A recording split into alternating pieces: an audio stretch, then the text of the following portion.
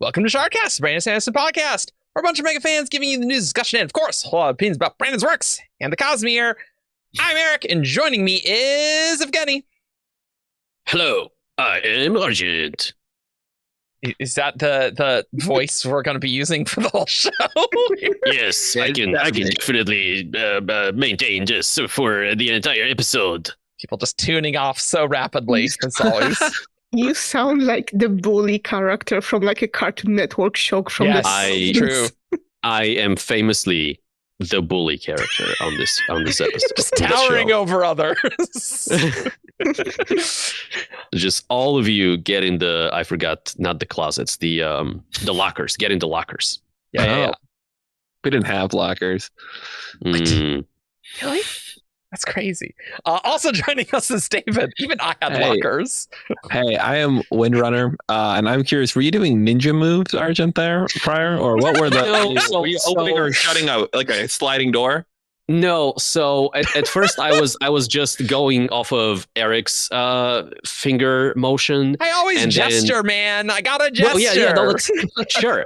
And then I went into like just more chaotic movement, and then I went into like patterns that I like right angles that I realized kind of frame my face a little bit, and so I stuck with that. Okay, it's like your pattern. You're doing like a whole flowing thing. That's cool. Yeah. What would be your cryptic name, Argent? What would be my cryptic? I would have to think about that. Okay. That's an important question.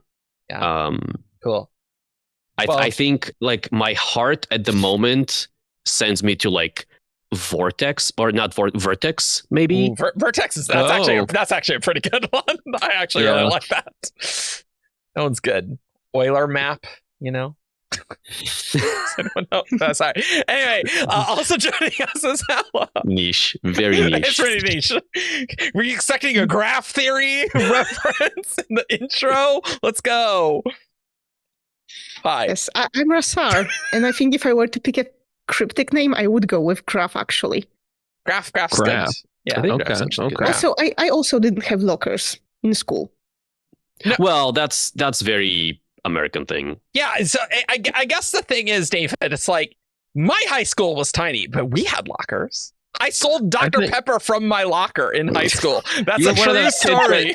You're one of those kids that sold things in school. There was always a kid that sold things. Literally, I had the principal walk behind my locker, and he's just like, he didn't care. I guess because when you're a good student, you just get away with like that. How much was a single Dr. Pepper from your locker shop? I don't know, but I think the thing is, I sold Dr. Pepper and Mountain Dew, and the vending machines didn't have those, and so I don't remember what the pricing was here. But I do remember my consumer ec teacher. He would drink Dr. Pepper, and then I would just bring Dr. Pepper for him and just put it on his desk, and he'd just begrudgingly give me money. Sounds good. Because he's like current me now, where it's just like, I mean, if you give me Dr. Pepper, I will drink it, but I shouldn't. I didn't realize this Dr. Pepper thing went so far back. That's fascinating. Yeah, no, it went back from high school Bible study where I was not religious, but they gave us free pizza and Dr. Pepper, and that's when I got into soda. This is all true stories. Is any of this staying in the episode? Who knows? So you're saying the religion has directly harmed your health. We might not put that in the actual. It has also changed his life. So it's changed my life.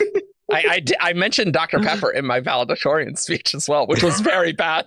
It was very, very bad. Practice your speeches, everyone. That's my pro tip. Practice your speeches. Don't do what I did. Nah. But you know what? It's 21 people graduating, so who cares? That is unreal. Yeah. Insane. Even we had lockers. It's probably a security thing.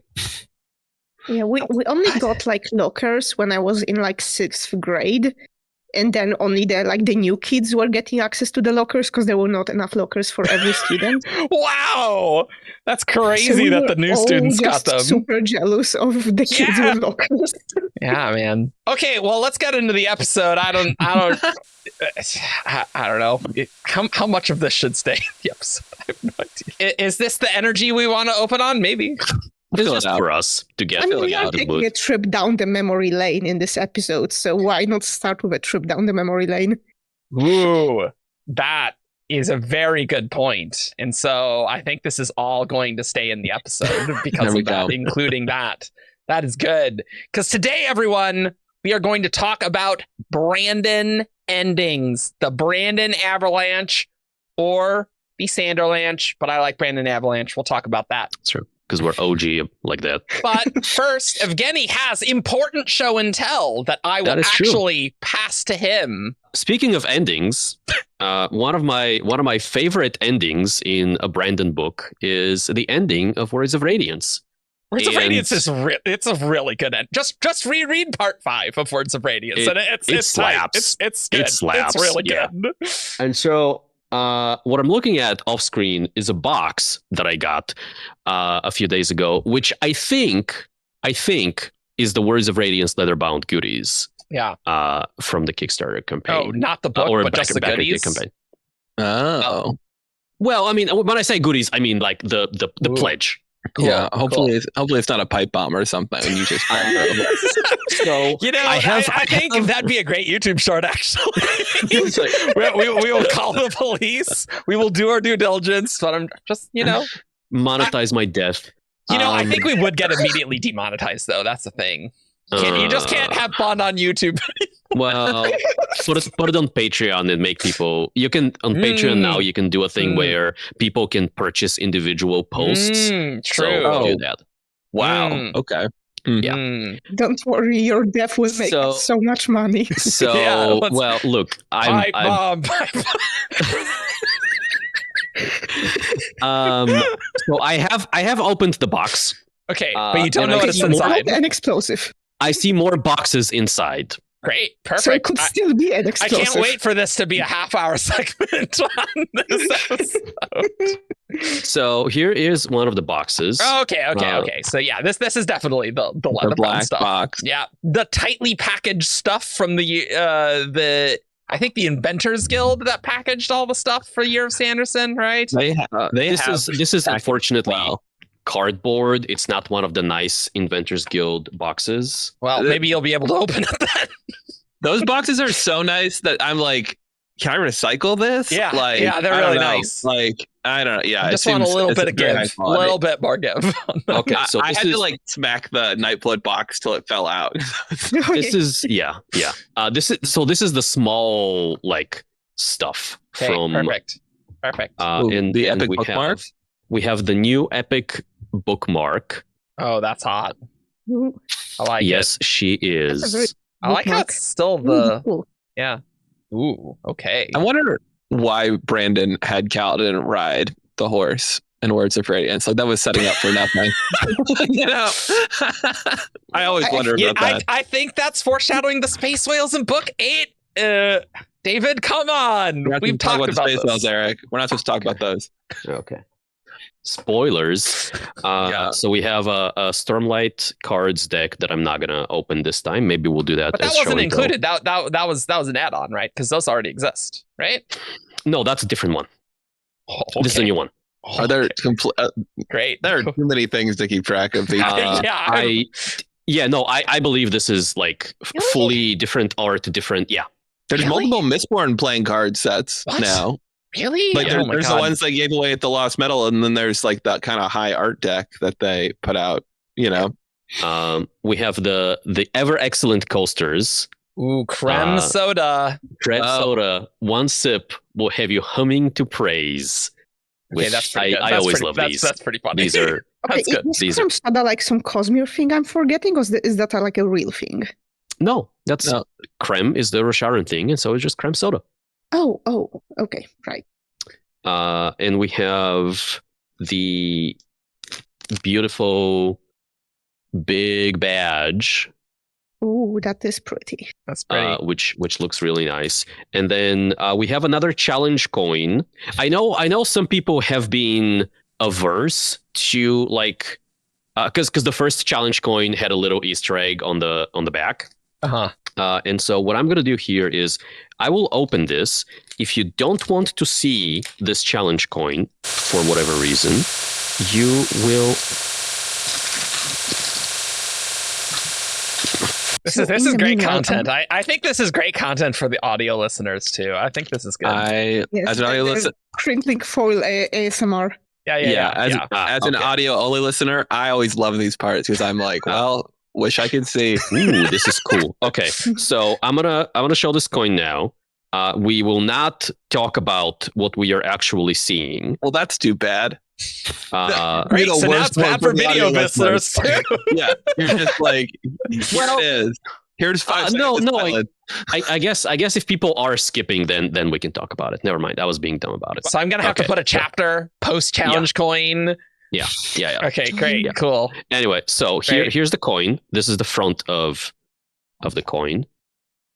Ooh, it's Veil. Is that supposed to be like Veil? Yeah, it's gotta this be is Veil. Actually no. Considering that it says literal monster along the edges, I'm gonna assume this is another wit design. It's design. Okay, and maybe then referring to it. One of the reasons I say that is because this is what the back of the coin looks like. Oh, no, it fits Shalom. Okay, that's pretty cool. Oh, it spins. Okay, is it like a fidget spinner? Like, can you get it going if you want to, or is it pretty slow to spin?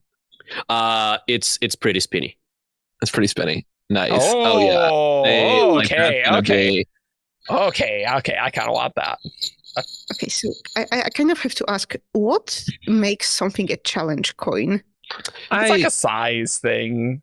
Yeah, I think that's really it. It's probably like the product type, because it's not really, a lot of times like you can get them for like AA, or you can get them in like as awards or stuff. So I feel like in the context Brandon makes them, like the term challenge coin doesn't really make sense, but it's styled I guess like maybe those. maybe the Radiant ones you're kind of like, yeah, I will protect. But I have had it explained to me once, and I could not explain it to you now. I think it might come from the army. I think I remember that. Also, we are looking at a new box right now. This looks like a. I like the white. The white and red. This looks like a book-shaped box. Ooh. They're going with some different colors. They usually have dark packaging. It's true. That's a fact. I'm pretty excited to get mine. I bought I don't think we bought any plushies. I think we removed all the plushies because I didn't love them. Plushies were explicitly an add-on. Yeah. But like of the add-ons, license plate holder, I did get that. Both Jess and I got those because like, okay, that's gonna be good. That's fun. I decided I was like, okay, if I want a plushie, I'll see them at Dragonsteel since I'm going, and I'll get it. But I'm like, I'd rather see them in person. Oh, okay. Oh, okay. Oh, hi. Here's Eric. Hi, hello. Here's David. Hi, hello. Oh, I see your camera too. Nice. This is and here is the outline of the episode. It's a list of books.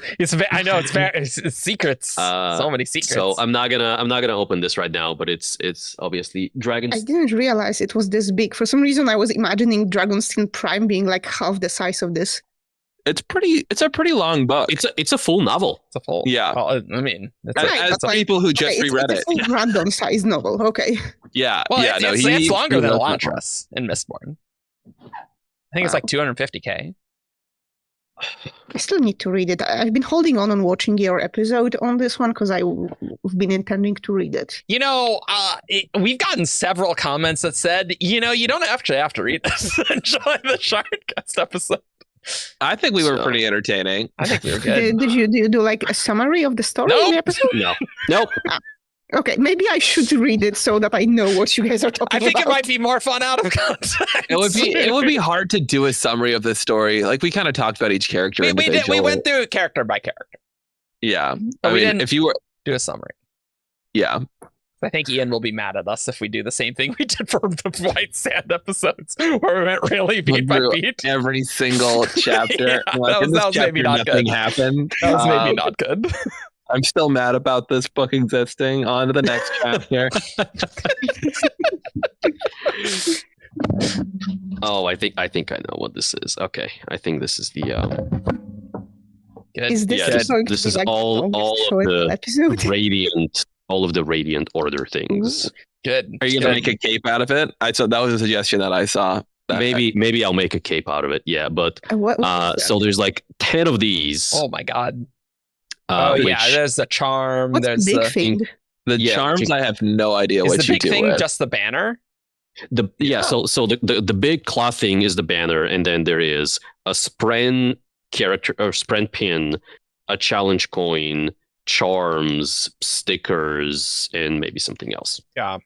I got the Spren pins. That was the one. I was like, I can keep pins. Those are small. Yes. But Fortunately, all of this garbage fits neatly in the box that it came with. And you are going to just put it in a closet. and eventually into a storage unit, Eric. Okay. So convenience.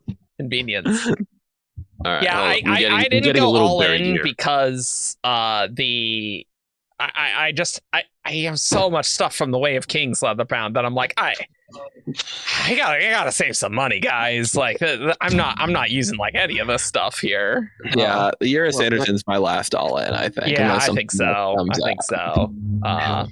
I can't do all in Brandon Kickstarters every year, man. Like that's a lot. Support our Patreon. You can fund our addictions, I guess, if you want. It doesn't go to that. It's like, it goes to editing mostly. Yeah, it doesn't work like that. It doesn't help us with Kickstarters at all. Not at all. Oh, now we have the infamous. So this box came in my big box, and there is. Is that the pipe bomb? Another box inside. It's the actual book. Do you have to go all in to get the numbered edition? No. There were other numbered editions because I think I have the numbered edition. So yeah. I think I got that, but I don't remember. That was like 1,000 years ago at this stage. Literally when they're like, oh yeah, the Words of Radiance Leatherbound stuff. I'm like, wow, I feel like that was like 4 years ago, but it wasn't. It just feels like it. You imagine if they hadn't delayed it. Oh my god. Was that this year? I think it was like February, wasn't it? Oh god. Oh no. No, there's no ways. No. It was not this year. No. I think it was. No, it was though, wasn't it? Which Kickstarter? Words of Radiance. Words of Radiance. I'm 95% sure it was February because I know where I was when I backed it. And it was March. It was March this year. March. Yikes. Time has no meaning. Yeah, no, it doesn't, man. Jeez. It's pretty quick fulfillment for a Kickstarter, though. I'll give them that. Well, I mean, it's only like they were signing the pages for 2 years beforehand. Oh, and aren't like Bands of Mourning ones supposed to be? Yeah, it's coming out like October. That's a point of news. Light Day, October 20 whatever. Look it up. Yeah. Wow, cool. We should probably do news after this for the people who clicked away from that. That's probably here true. Here are the actual. Oh, those look tight. I love what they do with the box to hold them together. Good. Like that's a nice little. Oh, that's. I don't care about the other swag, but the Leatherbounds are very pretty. They're really good. They're really good. I know when I reread Well of Ascension for that Span Reads, I read from the Leatherbound and it was a really nice reading experience. Recommend. Oh, really? Yeah. Yeah. That's cool. Let's open one of these and find a piece of art. Yeah. That's when you find that it's bound upside down.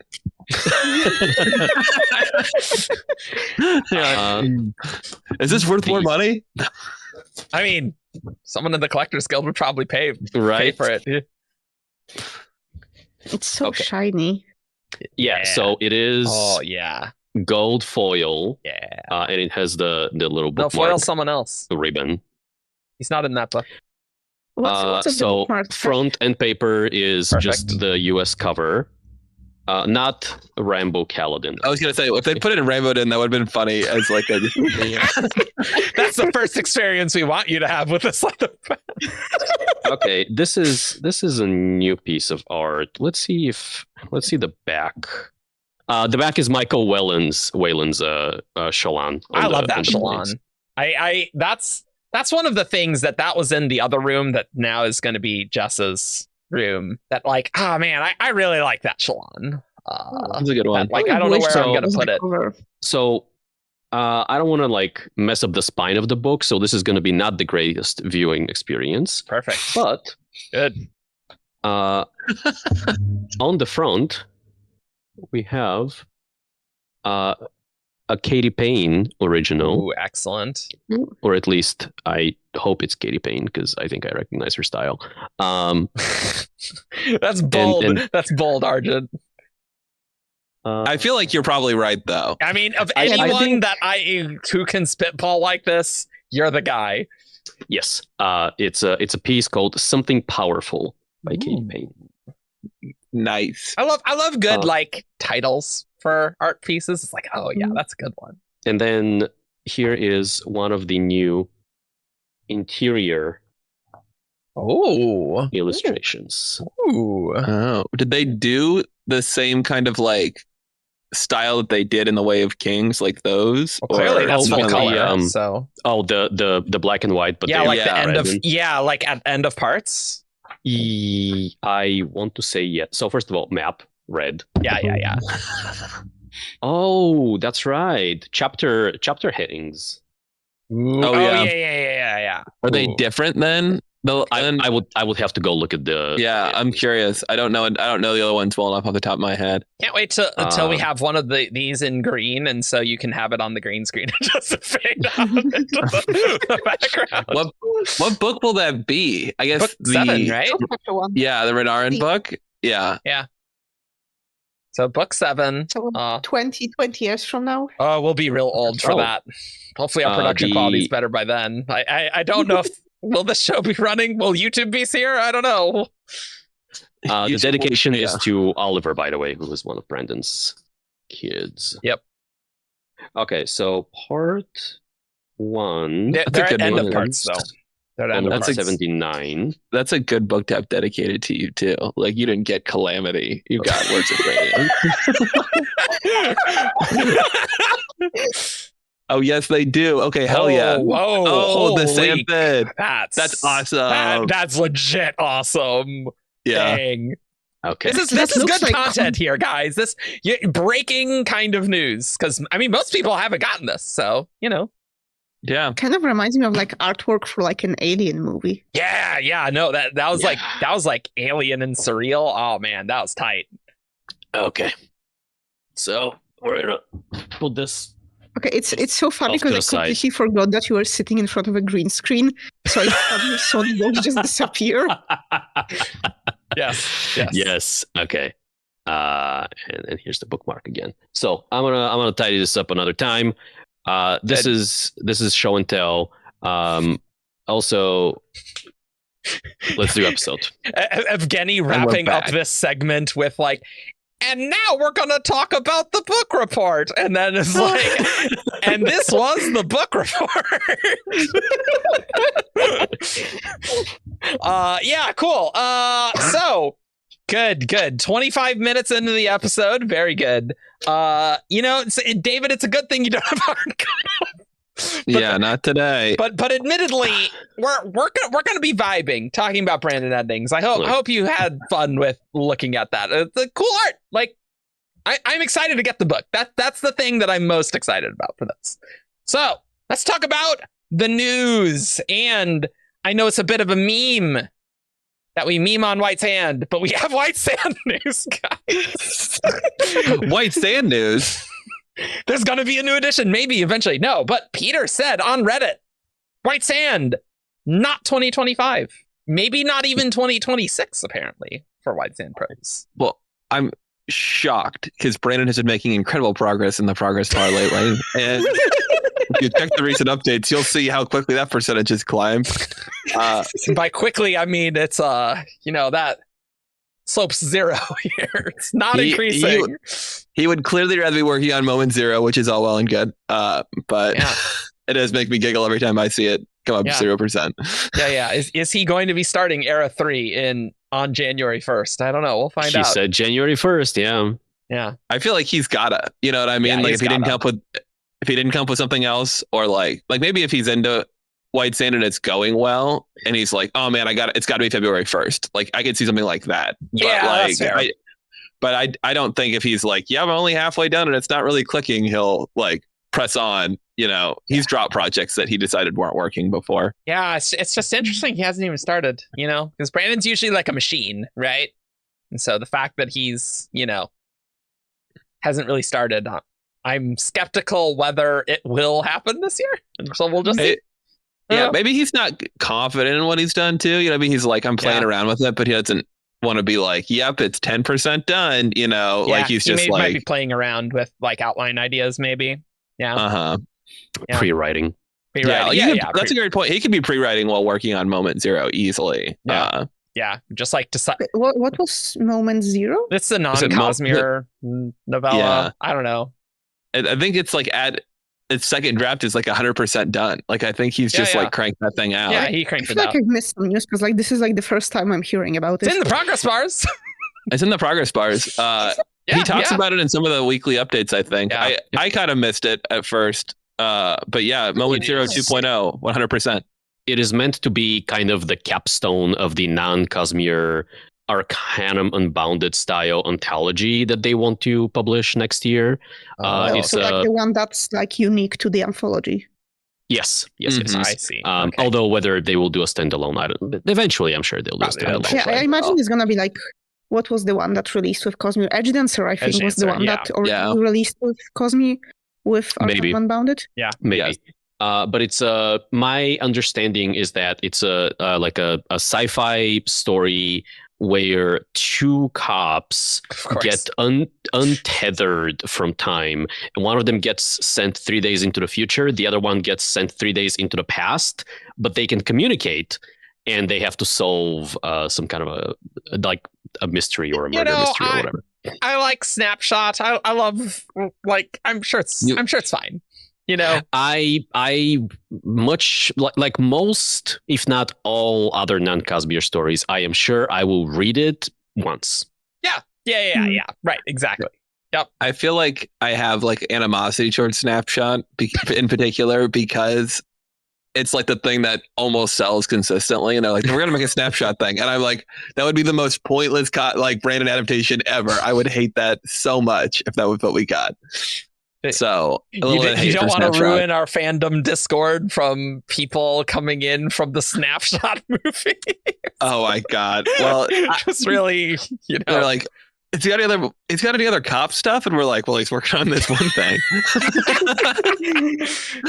I mean, I guess Epic Fantasy. I think you want to do Tress of the Emerald Sea next. You like whimsy? Yeah, but actually, like speaking of stuff that's releasing, so with White Sun being pushed out of 2025, are we getting anything new Cosmere next year? Well, we're getting Emberdark. Yeah. Right. Yeah, that's the crazy new thing not for next year. The convention book, but I kind of thought it would be, because I was like, it's coming out, I think like May, which is like 6 months before when Dragonsteel is, and I'm like, they'll do their 6 month delay, but maybe he doesn't feel like he can. But it's so wild, and it's like, okay, what am I gonna do for the convention next year? I can do the secret project that no one really expected and everyone is excited about, or I can do a non-Cosmere anthology. Salt Palace needs to be prepared for maybe a drop-off of the people coming to the convention. I've been thinking that, because I'm like, oh, well, it's gonna, like, he's like, oh yeah, every year we can kind of get more, but then they're gonna have to request less, because I feel like there's no way that 2025 will be the same. Maybe they can keep that credit. They're like, when Mistborn Era 3 book 1 comes out, like, we're gonna need those numbers, guys. But the other slightly newsworthy thing is, I believe it is October 29th. I see something on Reddit that says that it's Brandon. It's Light Day on Brandon's store. They're gonna have new merch, and that is the day that the Bands of Mourning Leatherbound goes live. Oh, okay, I don't think we have a time, but so that is 10 days from now. I have to get this edited and out by then clearly. Well, I can cut this part if not. Yeah. No. So light day, if you are not keeping up with the weekly updates, is Brandon's way of saying, hey, I don't want to do Black Friday sales because it's hard on the workers. It's there are issues with Black Friday. And so Brandon's like, I will do my own holiday, and it will be Light Day, and it's going to be, I think he said 7, so essentially from the end of October until like Christmas.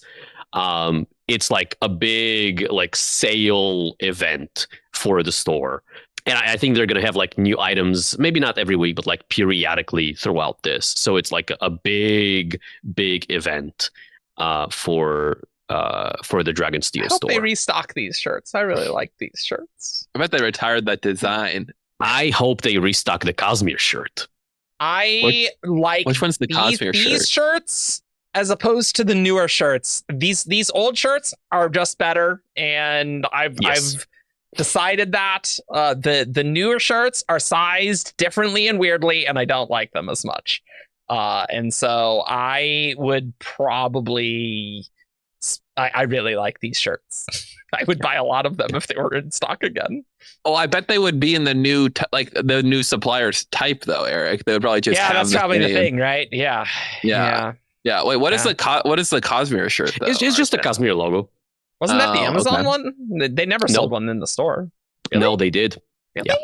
No, they didn't. Yeah, they did. When? A long time ago. Do they still like push stuff they retired to the Amazon store, or is the Amazon store was static? The Amazon it's store separate. Yeah. They have their own designs. They're not really updating them or anything. No, I know it's from Brandon's store because I investigated my extremely faded label to find the exact like model of the shirt. Did it say Inkwing on it? Truly ancient. Yes. No, it was Next Designer, Next T-shirts or whatever. Yeah. So okay.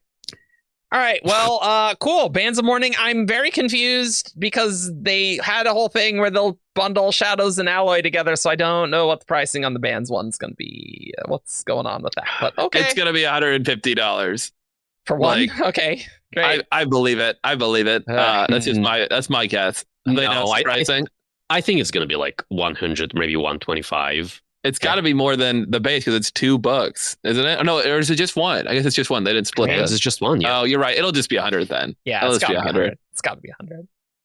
Anyway, interesting. But I guess doing a Lost Metal Leatherbound would be a little weird right now. So that's fair. Fair enough.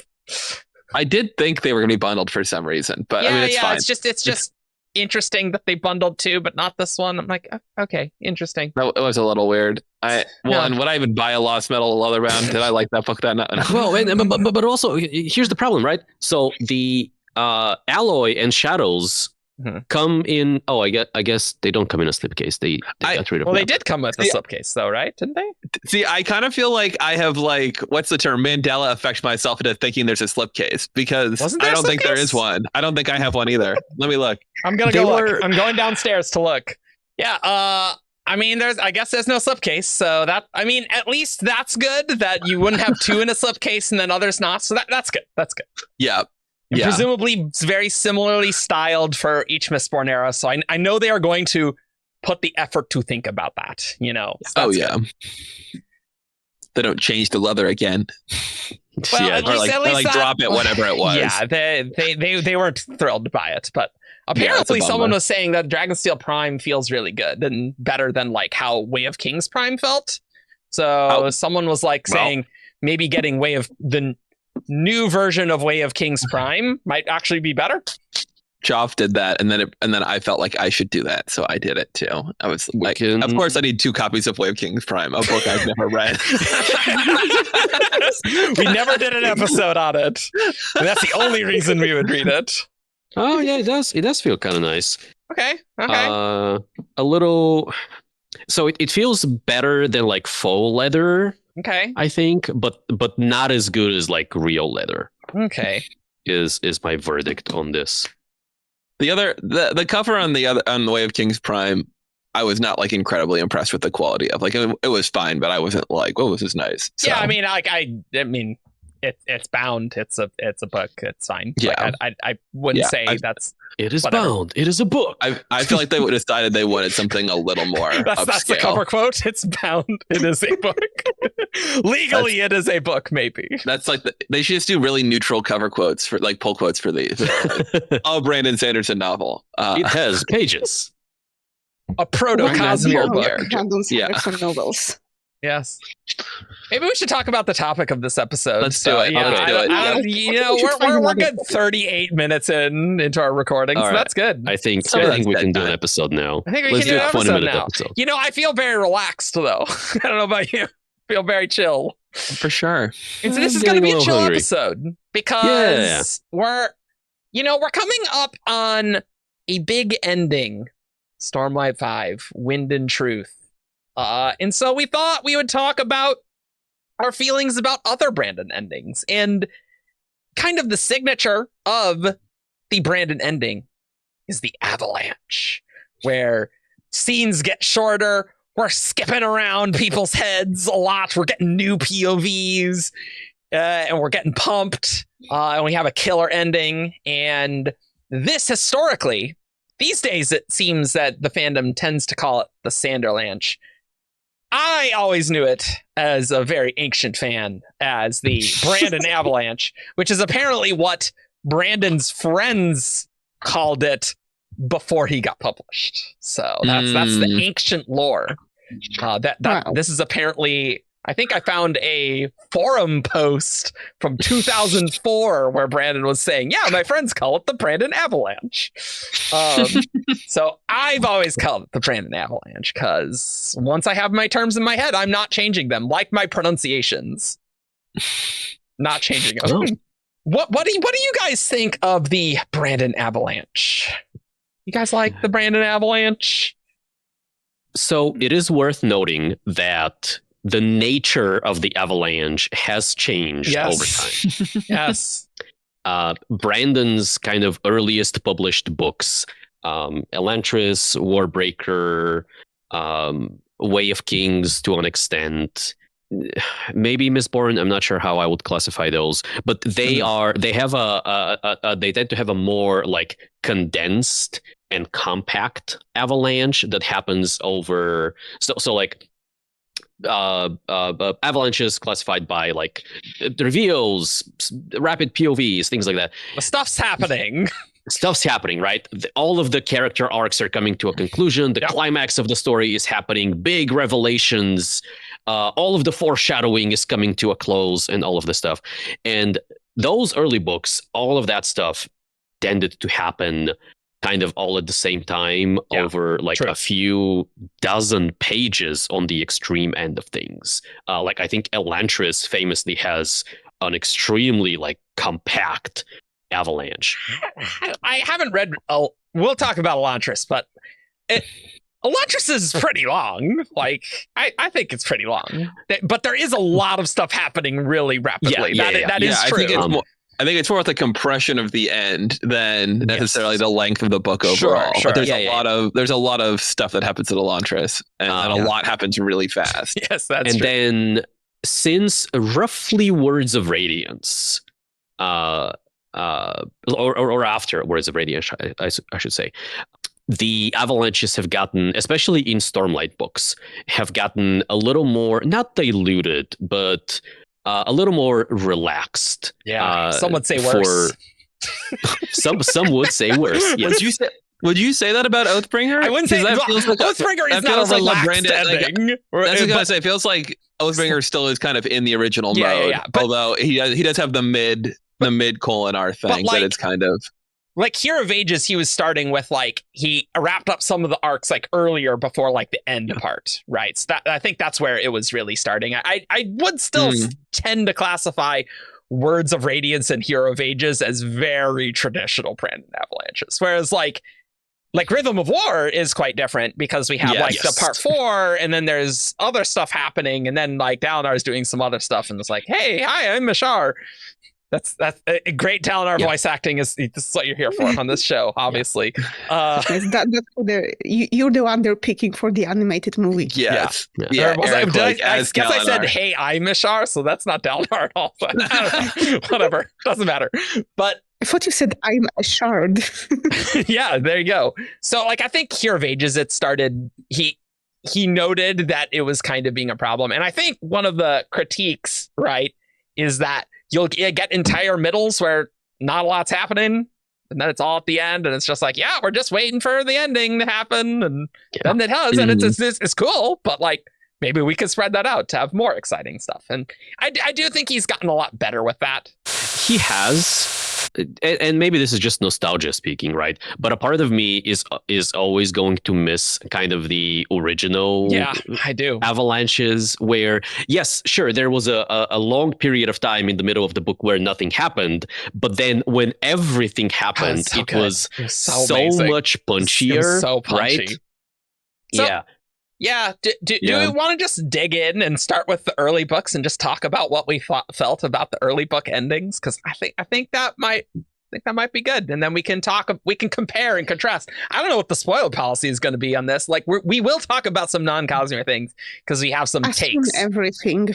Yeah, so Yeah, we'll yeah. put chapters. I doubt we'll reference non-Cosmere things in any detail aside from Wait, the okay. areas. We're going to talk about Reckoners. No, We're going to talk about sorry, Reckoners. sorry. Outside of their own Oh. chapters. Sorry. Yeah. So we'll Oh. obviously we'll get Mhm. into it on the Reckoners stuff, but it's not like when we're talking about Words of Radiance stuff, it's like, well, Calamity. You know? Well, Probably not. I might. You never know. We'll find out. I think we got to start with Elantris, the first published thing. I think Elantris. Okay, it's been years since I read Elantris, True. and I'm here a bit last minute, so I didn't like reread it. Oh, we didn't do any prep for this episode. No, Don't worry. no. It's all off the We were dome. sounding so professional a moment ago, talking about like the structure of the Sunderlanche changing and how it's like how it works technically, and I was feeling here like ending good or ending bad. Oh, I mean, this is just what we do. Yeah. Okay, so Elantris ending good. Yeah. No, I would agree. I may be misremembering, so correct me if I do, but I think the Sunderlanche in Elantris starts when you get like a POV change mid-chapter. Oh yeah, Yeah. because this has the triad structure, and this is where it breaks down. Yes, and Oh, that's that like was cool. that's really cool. That's really cool to me from like technical level because you spent the entirety of the book beforehand going in this like regular pattern of like Raoden, Sarini, Sure. Craven, and so in a Mhm. circle, and then you suddenly get this moment where it switches mid-chapter, and that's when you know stuff's about to go down. Yeah. Stuff's about to go down, and you get Yeah. like Galadon, and it's like, oh, we get a Galadon POV. This is awesome. Mm, Hell I think yeah. it's really cool when the technical medium of the book is able to serve the narrative purpose, right? Yeah. I will say just a very slight, not even a spoiler thing for Wind and Truth from the previews. But one thing that people have noticed, which is really cool, is that the chapter headings between the first two parts, in the second part, the chapter, like the stone arch, is a little bit cracked and a little bit crumbled relative to what we see in the first part. And so like when you can, like, we've gone 4 books in the Stormlight Archive with no changes to these arches, and now in the final book of the first half of the saga, we are introducing changes like that. Ooh. That has potency. Mm. It's also like worth noting because this is jumping the gun a little, but it's also doing the like mid-chapter POV changes like from chapter 1. I mean, Wind and Truth previous. Oh yeah. So it does. Well, yeah, but that makes was also it feel in like Rhythm of it's War. Yeah, but but Rhythm of War also like started with a an avalanche a little. Yes, that's Brandon going, hey, I'm going to start my book as if it is the ending of a book that doesn't exist yet. Yeah, but to bring this back to Elantris, like Brandon did get this habit of like when the avalanche starts is when the POV changes get more frequent and like out of his usual pattern, and he is still doing this 20 years later. Mm-hmm. Yeah. I mean, look, Elantris was my first Brandon book. Read it, I think I was 16. Oof. And man, that ending is pretty tight. Like, admittedly, a lot of stuff does happen really fast, right? That no question. I think it is very funny how many secret identities happen very rapidly. I'm like, oh, cool. Wow, this person is this person. Like, oh, okay. But I remember. I remember from like reading the annotation to Elantris, there was supposed to be like 2 or 3 more secret there were many cuts. Yeah.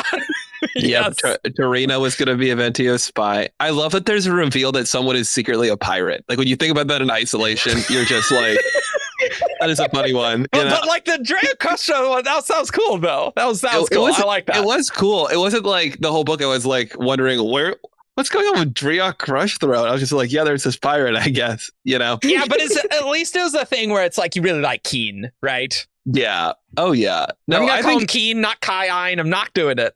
You're not doing Kai-Ein? No. I think the nice thing about the Elantris ending is maybe like on a technical level, it's not like you're not like this is exactly how you should structure it and like everything here is perfect, but it's really fun and I think it's polished really nicely, and like the reveals are satisfying, so I think it works. Like if every book had been that, I think people would have gotten tired of it, but and like it resolves the puzzle, in a really satisfying way. We get the Elantrians back. We teleport. It's like, oh man, it's really cool. I can't not have a big smile on my face thinking about it. Yeah, it is marred, or it was by like the fact that the line thing was a little confusing for a long time. Why does this actually fix it? But yeah.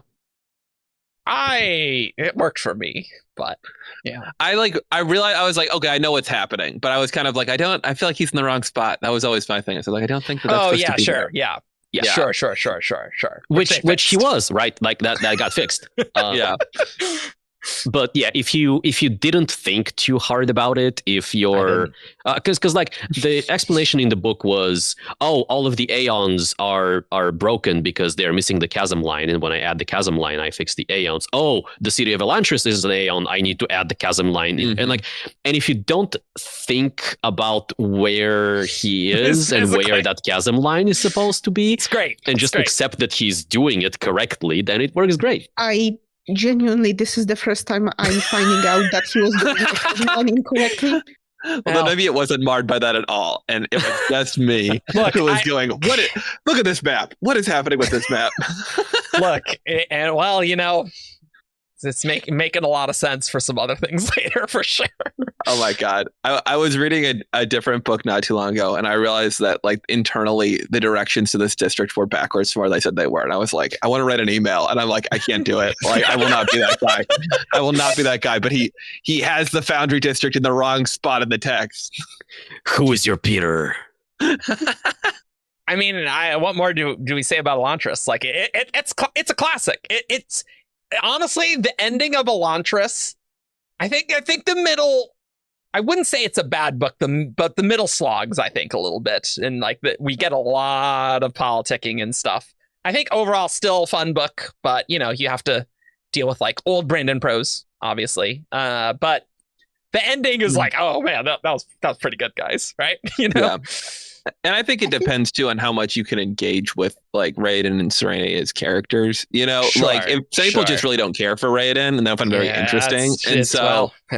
True. If you're like happy to watch him succeed in like fixing Elantris, and that's enjoyable, then you're good to go. And if you're like, this guy's boring, then you're probably not having a good time. No, that's probably true.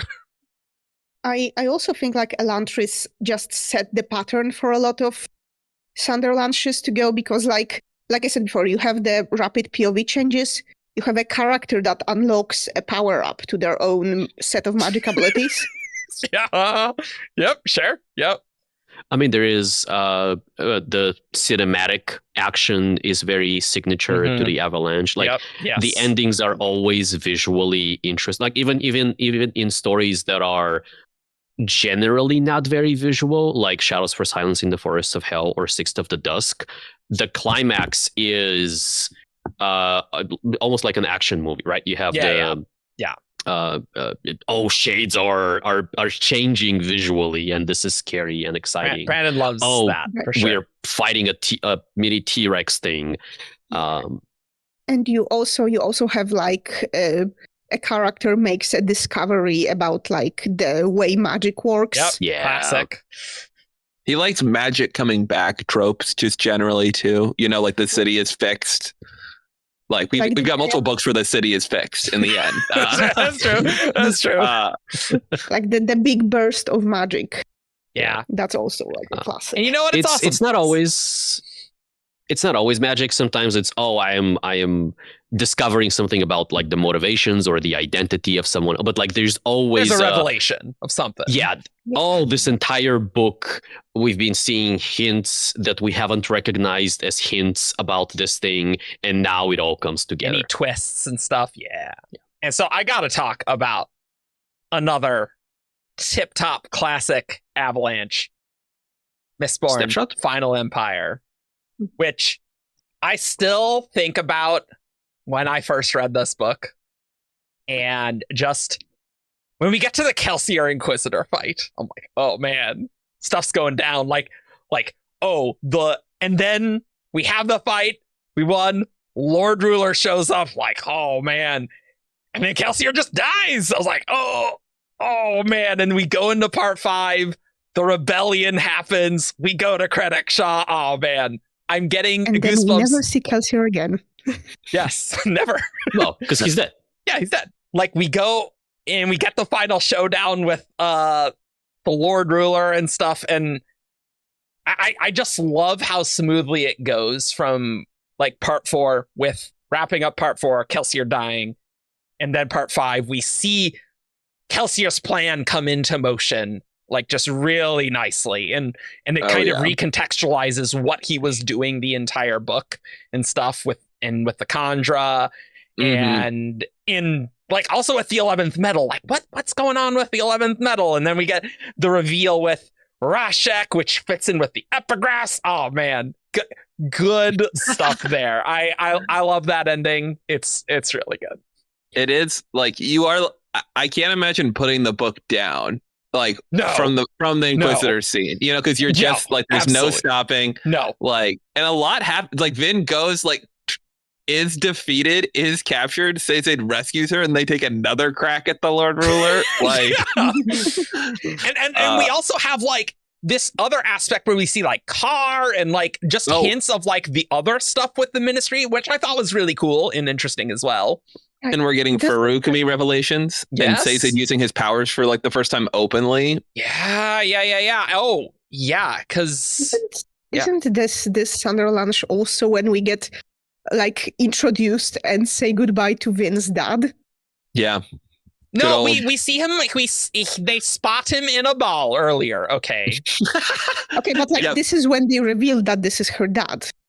No. They talk about Sazed and Vin talk that's like, or maybe it's Kelsier and Vin, I forget, but someone tells Vin, it's like, wait, your dad's Tavidian tech. The Lord I definitely remember that there is like a revelation. So is it when he finds out that he's Vin's dad? Yeah. Yes. Because the Inquisitors use that as evidence to get him. They kill him, and then they become the primary. Very briefly. The Canton of Inquisition leads the Empire. Yeah. Yes. Okay. So I was remembering correctly that there was like a family relation revelation. I just didn't remember who towards. Yeah. We already, as the readers, we already know it, but it's just like the politicking, like, which is good. I like seeing hints of that, especially when pages later the Final Empire will be destroyed and none of this will matter. So it's like, we got to do it now. You never see it again. But it gives them like, it gives the Canton of Inquisition like, agency is the wrong word, but like they have been doing things. They're not just sitting around. Like they are like there's clearly a story here about them vying for power and like the contest between the different cantons and stuff like that. Yeah, and it puts context behind their search for Vin too. You know, like no, it's a great ending. It's maybe like one of his strongest endings, I think, to this day. I love the Condra scene when they show up and he's wearing Kelsier's body, and like you get the last letter, like. We however have to talk about the mists. Okay, yes, there is this aspect where, you know, we break the rules. Vin draws on the mists, and you know what? Sometimes when you're in the Avalanche mode, I'm just like so in it that I don't care. You know, and like I just didn't care. Yeah. And I certainly didn't when I was reading the book. Yeah, but in hindsight, like the main character with no foreshadowing being able to become this divine being briefly and solve the main unsolvable problem. It's not that dramatic. She does pull on the mist. She doesn't become a divine being. Well, no, I mean, sure, but she becomes impossibly powerful and does the thing that we have been told is impossible, which is affect metal in other people's bodies.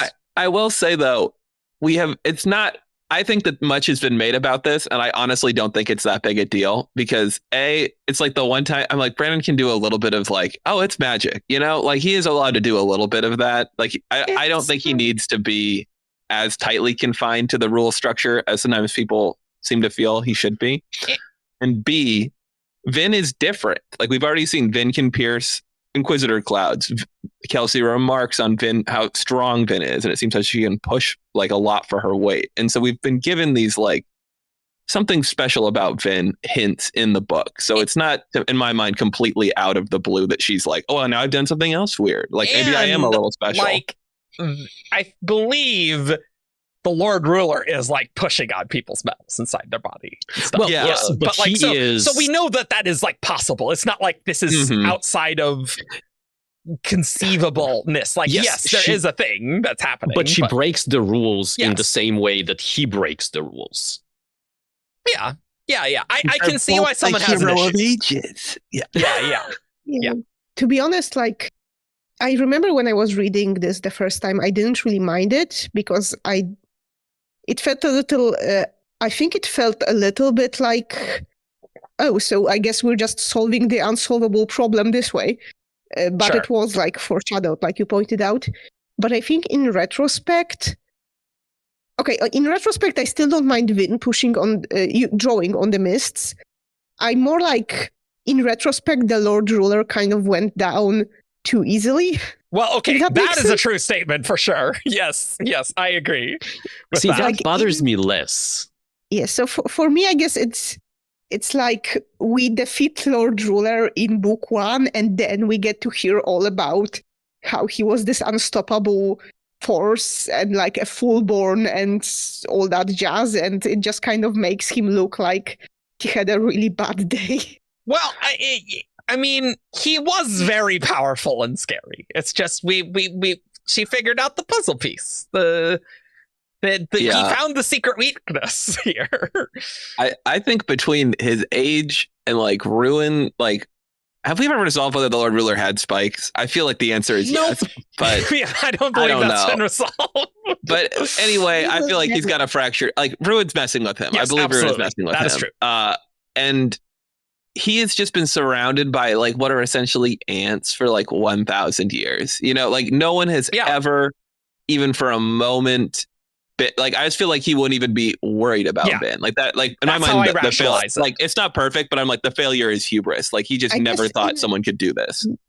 I guess in a way, it's less that like it doesn't make sense that Vin defeated it, and more like it's like a bit of a missed opportunity to have a bigger fight, I guess. Yeah, I just don't think fighting, he would have killed her instantly. Yeah, you know what I mean? Like that. I understand, but like I'm not saying it's a logical feeling. It's just like a vibe of like this could have been a bigger fight. Sure. Yeah, I will like. Obviously, what you're saying is valid, right? And I get some of that. Yeah. it might be an unsolvable, because the other side of this coin is, well, we saw the Lord Ruler quote unquote fight a little earlier, and we saw him fight someone who was dancing circles around a Steel Inquisitor. Like, we saw Kelsier at the height of what he does, and then the Lord Ruler showed up and slapped him to death. Pewter compound slap. And so Instantly dead. Yeah. That to me is almost, if not definitely, better than actually seeing like the Lord Ruler fully powered on, because we see the contrast, right? We see how much more powerful he is without actually seeing the extent of his power. I guess maybe it's like the opposite from like maybe Brandon made Lord Ruler too OP. Well, that is always a classic problem where when your villains are too powerful, it's like, how do you rationalize the heroes winning? And that is challenging sometimes. Yeah, for sure. I think I would miss like a bigger Vin like Lord Ruler fight more if we didn't get the Kelsier Inquisitor fight, which I feel like serves almost as the final fight of the book. Yeah, and like, the Lord Ruler Vin fight is much more like, I'm a god. Like, what are you even doing here? It's girl? a confrontation. Like, this is. Yeah, you don't even know the extent of my power. Why are you even bothering? Right? And then Vin's like, well, actually, I figured out the puzzle, and he's like, no. That's my reenaction. And also, I am the literal chosen one. Well, Speaking of like kind of like the same thing where you're seeing peaks of like the Inquisitor plots, like the reemergence of Marsh too, who has been on his own entire separate mission and has come to a conclusion that is completely wrong. And he's just like, like, there's no spike. That's another thing too, where like we're using the magic to try and figure out what the hell's going on with this Lord Ruler guy, and like that's really interesting and smart as well, because you're like, what are these Inquisitors? How do you kill them and things? And Kelsier chops a head off, and then Marsh takes out the spike, and does the Lord Ruler have this? Nope. It's like, oh crap. That's I had forgotten about like Marsh thinking that the Lord Ruler is spiked. And it reminds me that this is actually one of the few Brandon books where characters are wrong in the Avalanche. Right? That's true. Vin uses the 11th metal, and at first it's a dud, right? She sees, the fur-clad, or Kelsier uses the 11th metal. Yeah. I think Vin might as well. Yeah, she has to, because she has to figure it out. Yeah. But like, the 11th metal is not this mystical, metal that will solve the problem. It's information, right? Yeah, and then Marsh, that's the interesting part about it. It's information. Yeah. Mm-hmm. And Marsh is wrong about the Lord Ruler being spiked. So it's not a lot of Brandon books have their Avalanche do this. And maybe this is a good thing, right? Because thinking about it, maybe the pacing gets a little weird, where it's rising action. I'm going to do the big climactic thing. Oh, that didn't do what I think it would do. And then we have to build the rising action again. I guess I kind of like it though, because then you're like, I don't know, it feels like maybe a little more real to life, where like not everything goes to plan, and you're like, oh man, like now, like I thought the metal would just let me punch the Lord Ruler's head off, but instead there's a ghost here. I just like in Mistborn just using the magical powers in a rational way to try and figure out the problem, and indeed, yes, pulling on the mist is a little weird, but then like, I don't know, like it's just so cool in Final Empire that I don't mind, and then there's weird mist stuff immediately in Well of Ascension, so it's like, okay, there's something going on here. It's not that's like, a good point.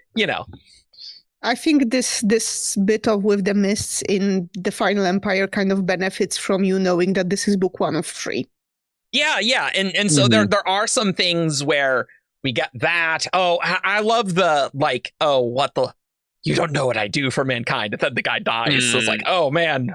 And just an ominous thing, even though we won. Like, oh man, I love that. That was really good. I love me a classic. Hey, we've defeated the villain, and oh, whoops, the villain has actually been is still a villain. He's a bad but guy. he is actually being holding off this other worse villain at bay.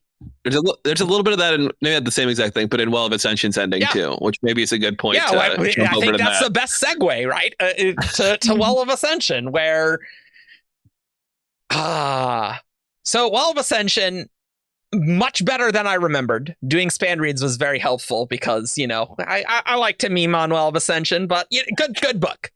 But the ending, I love just how the epigraphs, like the mystery with the epigraphs, is so good. It is the best epigraph mystery Brandon has done. Although Way of Kings is very good as well with the death rattles, I think. That one was like, wait, what? But just how it goes, like, Alendi must not reach the Well of Ascension, ... release Ruin, and then the next chapter, for he must not release the thing that is imprisoned there. Like, oh man, really good. That slaps so hard. Slaps so hard. It's excellent. Well of Ascension is an interesting ending because we get the siege and then we get like this extra part with the Well of Ascension. So it's like a little weird, but it does work for me as well. And you know, you can't the Siege of Luthadel is pretty tight too. And Vin, you know, Duralaman jumping and slicing Straff in half. Good stuff. You know, I like that. That's good. And it is maybe the most brutal of Brandon like battle endings. It's up there. Like people are getting killed left and right. Are terrifying. Like, oh yeah, the Kolos are breaking in everywhere. Like Vin is I feel like Vin is like almost killed before she realizes like how to control them. Like she is running out of metals at that point too. Yeah. That's why she ends up, I think, like soothing them or whatever. So like it is a stressful, like solid battle too. But I feel like Brandon doesn't kill off secondary characters like he does in this book. No. He really. I think this is one where also because it's a trilogy, unlike Stormlight, right, where it's like, okay, we got 10 books. Like, I mean, how often are we going to be killing characters? Where Brandon's like, I got 3. I am destroying the world at the end of Hero of Aegis, and none of it. Like, we could just blow up whatever we want, right? And so I know which characters are going to live in the 3rd book. Yeah, let's just have the Koloss rampage. And that is one of the things I like about Era 1, that it feels brutal and scary, almost to a degree that, you know, in Final Empire, it's like, maybe this is a little too bloody. Like, it's a little vicious. But I don't know, I kind of like it. It adds the feel for just like the ash falling from the sky, everything being horrible. It just fits really well for me. And it wouldn't take much to turn Era 1 into a grimdark trilogy. It's like true. The trappings are there. The reason it is not grimdark is because of the mental state of the characters. Yeah, like to me, that's the key difference between a dark fantasy or gothic fantasy and grimdark. It is Brandon writes optimists, and even if the characters themselves are not optimists, like Brandon himself believes that humans are inherently good. And so even if the setting sucks, what matters to the reader is how the characters are approaching that setting. And all of our main characters are, we can fix this. We want to fix this. Maybe by fixing it, we release an evil being, and that was maybe less good. And Well of Ascension is an ending as well, where a lot of weird stuff is happening in the book that you don't really know what's going on. And I'm like, what is going on with the Mist Spirit? Why did the Mist Spirit stab Ellen? Like, what is happening here? But like, we still resolve the core mysteries of the book. And so I think that's why it feels satisfying. And then we're like, okay. This is not like an ending. We are going to get answers next year. That's great. Love to see that. And so then we get those. I'm like, oh, okay, that's what's happening there. Okay, that's fine. And it does like, speaking of what you were saying before about an ending where characters are allowed to make mistakes. Ooh, baby. But not necessarily a mistake. Like I don't think doing anything like everyone's got to get free eventually, right? Like I mean, yes. But like in the moment, I'm sure it didn't feel like success. It's not good. The situation in Hero of Ages isn't great because Ruin's free. It's not great. Yeah. I feel like that is the book where their optimism is definitely the most tested there, where you can just feel like they're like, well, we've got to save the world, but the world is ending. So like, what are we going to do about that? And it's like, the actual, it's... This is one of those stories where the end of days truly is the end of days. Like it's not just Hero of Ages. The evil whatever is going to win. No, it's like the planet is destroying itself. The mists are suffocating things. The Colossus are here, massive armies. The Inquisitors, like earthquakes, erupt like volcanoes. The ash. Yep. Oh man, that makes me think of how. I think wasn't the intention that the Kandra could like survive on their like slime like past the end of the world forever, and they just would have been like the last inhabitants. That is an insane plan. Yeah, and who knows what's going on with Southerners? But Hero of Ages ending is what a killer ending to a trilogy, where just like. And part 5 is massive in that book. Like it is certainly a trilogy topper of a part where we're wrapping up this book. We do get like the mini climax in Urto with Spook and Quellion and stuff. And that is important because we get to like see the spikes, it's Ruin and stuff, and which helps with the earring. And so like it is pretty interestingly designed there because what Goradel needs to go and Marsh gets him, kills Goradel, and that's how Marsh knows. Reads the note, and so then he can go do that for Vin. And Vin fighting 13 Inquisitors is pretty awesome, guys. It's pretty badass. And just then her ascending, fighting with Ruin, and now I'm here because Shards are pretty cool, guys. So welcome to the show. I like this. This is good stuff here. Yeah, it's a great ending. I think it's got. I love that it's a sad ending. Like even still, I think that was the right bittersweet. Ending. Yeah, it's the trilogy and the vibes of it. I think really well. Yeah, I think it fits. I think it fits just right. I don't think it would have. It's sad, but I don't know. There is definitely beauty to the world is restored. And there's just Vin and Elend looking peaceful, dead but peaceful. Like they are in more ways than one. Their struggle is over. Mm-hmm. Yeah, and they got what they wanted. Like they were willing to lay down their lives to save the world, and they ultimately did. But it worked. This makes me just want to reread Era 1, guys. I know people are probably doing Stormlight rereads right now, but Era 1 pretty good, actually. Era 1 ending is just one of those where almost maybe because there's other Cosmere things now, I feel like you can't truly have as definitive of an ending as this one. And we'll talk about Era 2, but like Era 2 is going to set up Era 3. Era 3 is going to set up Era 4, and then like end of Cosmere. Yeah, Era 4 will be conclusive. That'll be conclusive. Very conclusive. Most likely. But maybe too large scale to really have... Yeah, I don't know. It'll be interesting. Yeah. For sure. Era 5. Oh, God. Oh, that's right, yeah. My bad. I forgot about the hypothetical cyberpunk era. No, it's not hypothetical. It's here. Well, it will be. I do personally hope that at least he does close off like stuff like Era 3, Era 4, Era 5 more conclusively than he did Era 2. Yeah. And closer to like how he did Era 1. Agreed.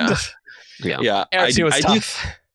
I do think Era 1 is Brandon's most successful series conclusion. And I've not read all of Brandon's series conclusions, but I would stand by that opinion. Mm-hmm. Yeah. I've not read Alcatraz. Wow. Which isn't even a Brandon conclusion, though. That's a Jancy conclusion. It's fine. I think it's as good as it could be. But for sure, I still want to give him credit for it. I'm like, anything that's good there, she put in there. Jassy did it for sure. Yeah, absolutely. But yeah, I don't know that there's not a lot to say on Hero of Ages. Like it's awesome ending, but I love it. We get these different places all coming together.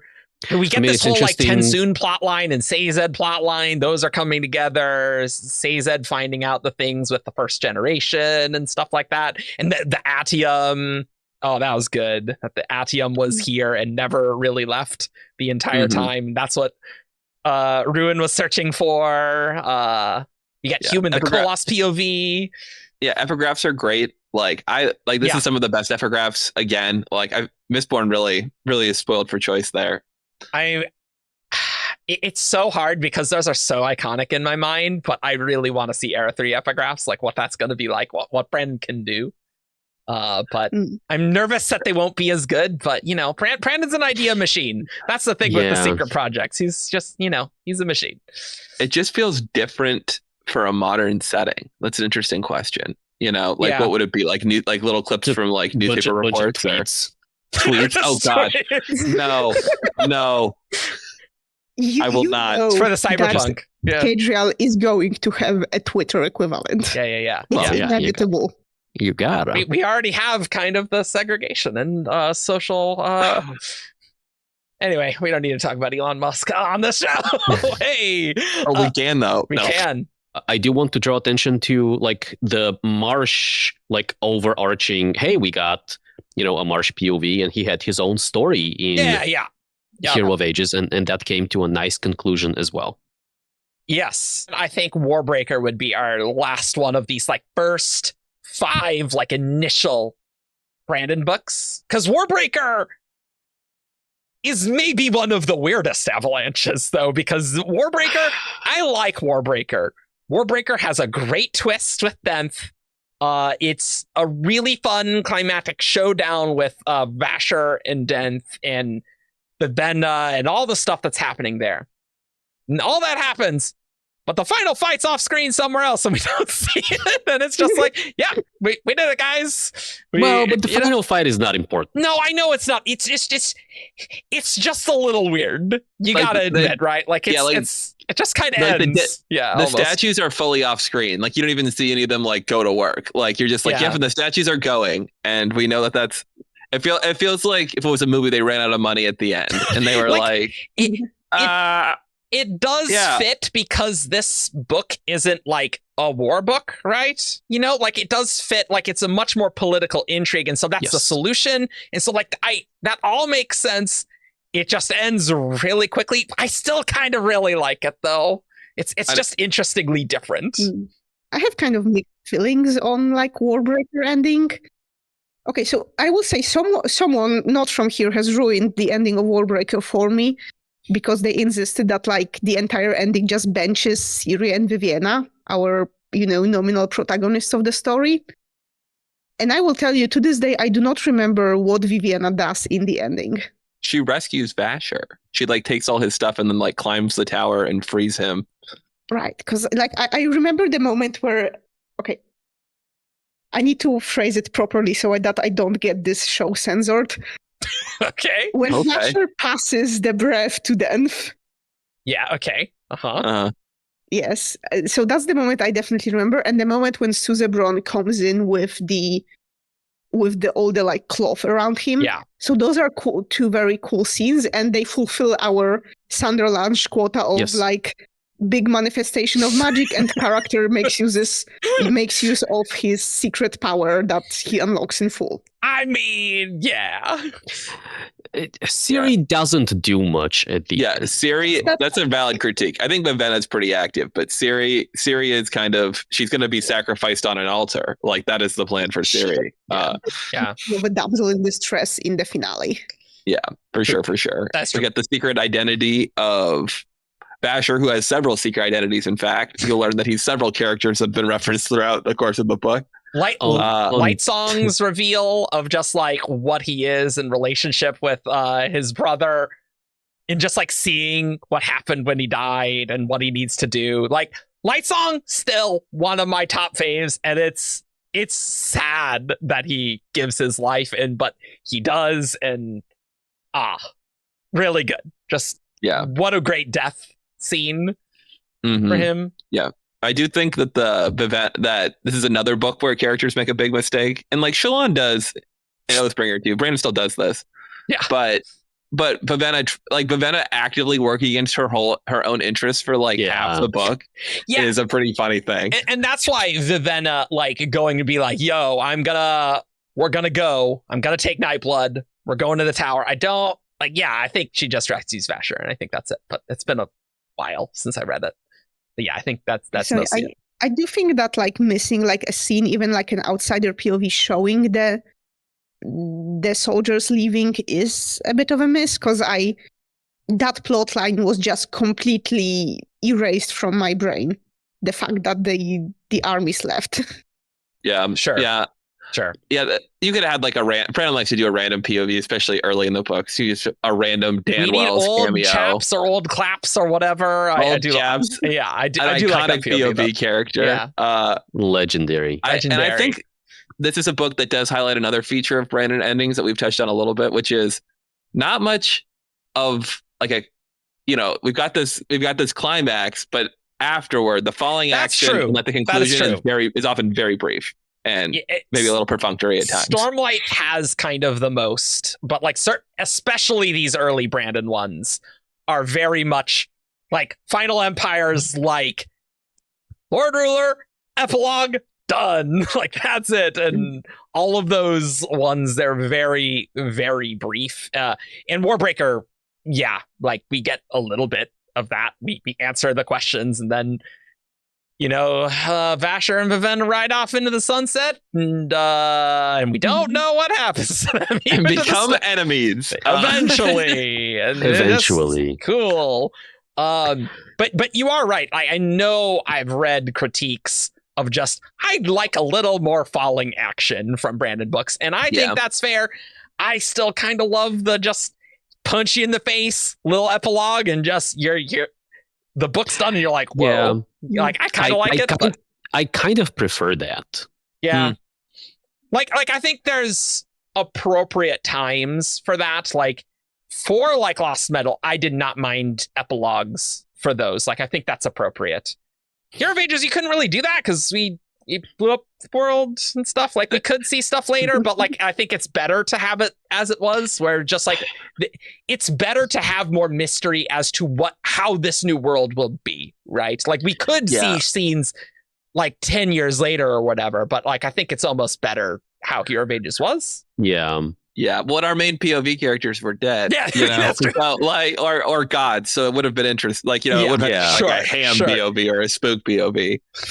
We gotta see Spook. I mean, we got a Spook POV. That's true. Oh, we did. And maybe we'll get more one day when Brandon writes Secret History 2, explaining the connecting tissue between Era 1 and Era 2. No, when we go into Era 3. Marsh. We do need to do Marsh. That is true. And Marsh can be in it. I mean, I love Marsh. I think Marsh is great. Good. Marsh is good.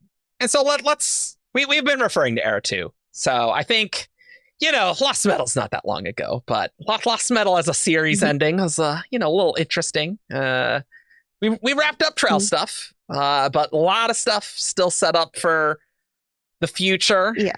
I think the Lost Metal really suffers from trying to be both, the Era 2 capstone and the Era 3 prelude. Yes, for sure. And I think like Brandon, like the Cosmere kind of ran away from Brandon on this book. Yeah. And that kind of hurts because because like in Era 1, it is actually kind of comparable to Era 1 because you get this introduction of like, ooh, there's something out there bigger than the enemy you currently face at the end of the first book. Then the next book in Era 1 and 2 books in Era 2, you get like, ooh, the spooky thing is coming. It's coming closer. And then in book 3, the final book of the series, you get like the spooky thing is here and you are fighting against its top agents to keep it away.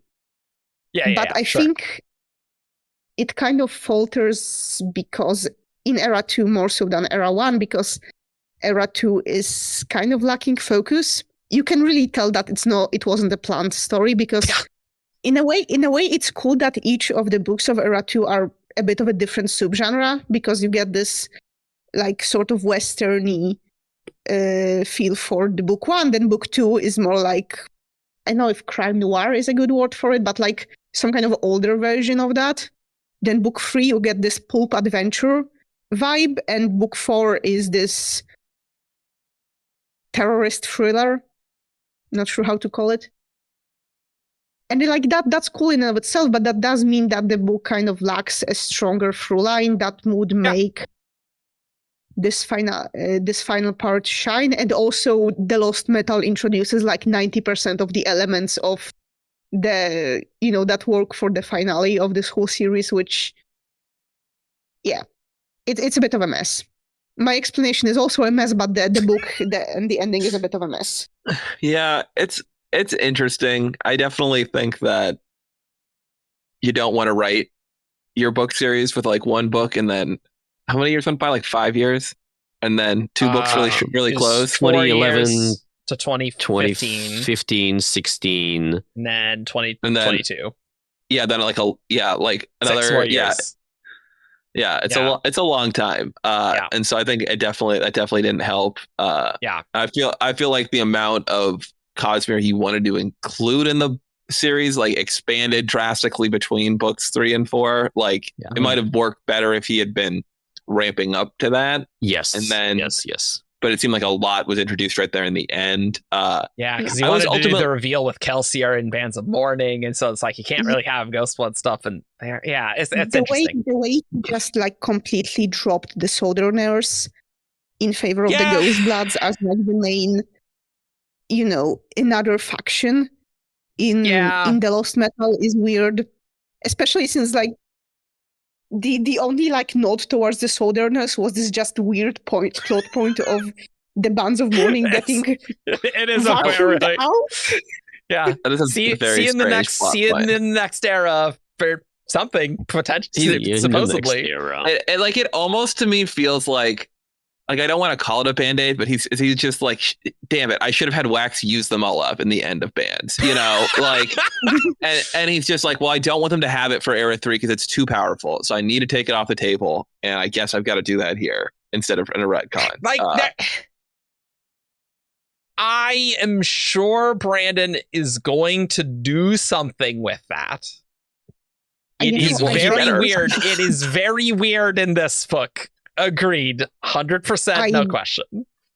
I'm gonna be real with you. I genuinely don't believe that we are ever finding out who emptied the bands. No, we're gonna. I think that this is he's just going to use it as a setup for the Cold War scenario, because if you're writing a Cold War story, you need to have a Cold War, and I think this is going to be like one of the reasons why there is animosity between the two sides. And I mean, that's all true for sure. And I legitimately have my doubts that we will ever bother learning about who emptied them out. Well, I mean, it could just be some Southern agent that we don't know, but I think we might not know who specifically, but I think we are going to know what happened. I hope so. Like, I think we will. Like, Okay, you know what? I am willing to bet that one of the big reveals in Era 3 is going to be that some villainous faction was orchestrating the tensions between North and South, and the big reveal is going to be is that they've been planning this for so long they even emptied the Bands of Mourning. I am kind of losing the thread on secret societies. I would not be happy if there's another secret society pulling the strings behind the set. Yeah. That would be too much. And that's true. I think I was gonna say part of my dislike of the book is my ultimate kind of disappointment with like kind of the antagonist. Like it just really never kind of like the set was not very interesting. Ultimately, we didn't really learn anything about them. Telson was not very interesting and ultimately became a puppet. She didn't do anything. They have one conversation where she's like talking like she's like does the book, okay, we can remove this if it's not, does the book say that Harmony killed Wax's parents still? Is that in the final book? Wait, what? I don't. That doesn't sound familiar at all. No. Because What- she was just that like a like she just thing like in the dropped like book? she's like, Harmony got our parents killed, and just like in part of that conversation, I was just like, what is this? Like, why would this be dropped into the book? But like Telsin, she doesn't do. She just No. yaps the whole time. She's in the book too. Yeah, Yeah, she's in the book. Like, imagine if like the final confrontation with the 13 Inquisitors in Hero of Agents, instead of like the actual fight, it was just Marsh yapping at Vin. I Oh mean, my that would God. be interesting though, because we like Marsh. Though. Like that could be good though. Marsh actually did something in the plot before. Here it is. We had to go into hiding. She said, "Did Harmony tell you what happened to our parents? It was an accident. It was agents of Harmony trying to get to me. Did Harmony ever admit that to you?" This is in the published book. Oh, that's right. Yeah. Oh, 'cause I think I just deleted it from my memory. Like I'm just like, what? Like, I don't know. It didn't have any coherence to me. It wasn't interesting. No, And- Telsin was so much more interesting in bands. Like in Yes. bands, she was very interesting. Yes. Yep. And like that was such a great twist with like, oh, Telsin's in charge, like not just being a member of the set, but above suit, right? Like that was cool. I liked that. That was a lot. cool. That was great. Like the fact that the faceless immortals were not actually faceless immortals. Like there were just things that like did not go how I thought they would I from blocked that from my bands, memory which is too. which is kind of like, that's its own critique. But I think if you give fans, this is the problem with waiting really long for sequels. True, absolutely. If you give fans a lot of time to chew on things, expectations do become set. And I think the reaction can become calcified a little bit because people will kind of, Mhm. rightly or wrongly, just make assumptions. There'll be common kind of thoughts about what's going to happen. Well, maybe and then, if you end a thing with faceless immortals, there should be faceless immortals, Brandon. Right. I was about to ask, do we ever find out what's up with the I think they're just like it's just Trell. I think it's just Trell controlling people. It's just That's Trell it. pumping in. I think just that's it. autonomy Yeah, I talking think to that's people. it. Yeah. Yeah. No, Yeah. It's not a being. Like, okay. Man, like imagine like I know. autonomy is such a cool concept for an antagonist, but she had such a terrible showing on her first I mean, outing in like, a major book. But I do think there was some cool autonomy stuff. But like I think yeah, I would love sometime if we ever had time in a Brandon interview, which we wouldn't, but if we did, to just be like, how did the conception of this Lost Metal book change from like how did this evolve in your mind? Because I cannot believe this was the original plan. Like That's worth a question. I would say we would take the time for that. That's a good one. Also, the Lost Metal's not even in the book, really. Like, okay, interesting. The Lost Metal is whatever you want it to be. Yeah, that's right. You got plenty of options. It's the metals we made along the way, or the spikes we made along the way.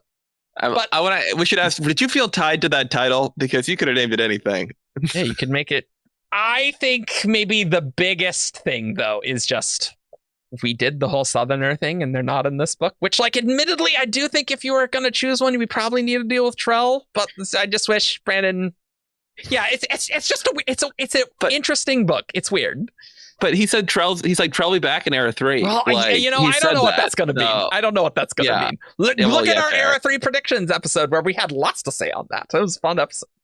I will say Shadows and Bands are really good. I love those books. Those books have excellent avalanches. Great individual endings. Both I think maybe helped that Brandon wrote them back to back, and so he could, revise and make them fit very well with each other. Yes. Maybe I think that might be a core thing here. And that's I also just want to shout out the Aloy of Law has great surprise character manifesting their powers and using them to achieve success. Trope Marasi and accelerating time. Oh yeah, that was fun. Mm-hmm. I mean, Marasi's great. I love Marasi. She's but fave. I think that was. I really liked the twist of it because we spent the whole book talking about how her power was useless. Yeah, so you gotta have the Brandon figuring out the cool use of making it useful. Yeah exactly, 100%. I do like that. I know. I am surprised that is when he was talking about that being a book, he would be like, oh, maybe I would revise that. I'm like, it's a perfectly serviceable novel. It's fine. Yeah.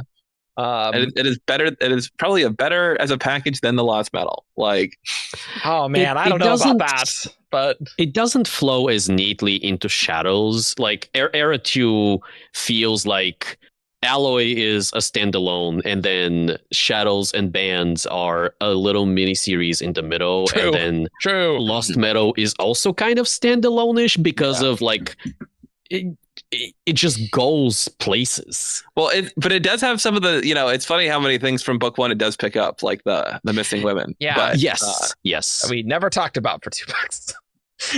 every book I brought it up, I was like, "Where are they?"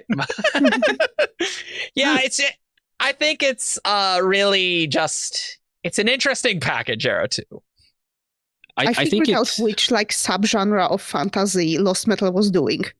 It was like the weird science alien invasion kind of pulp But that's fiction. like the least good alien invasion. The Cosmere can do such an awesome alien invasion story, and I need that on screen. I need something like that. Just I really, really hope that we get like an alien invasion in Era 3 because like Cold That'd be War, good. that's like That'd be so good. Roswell.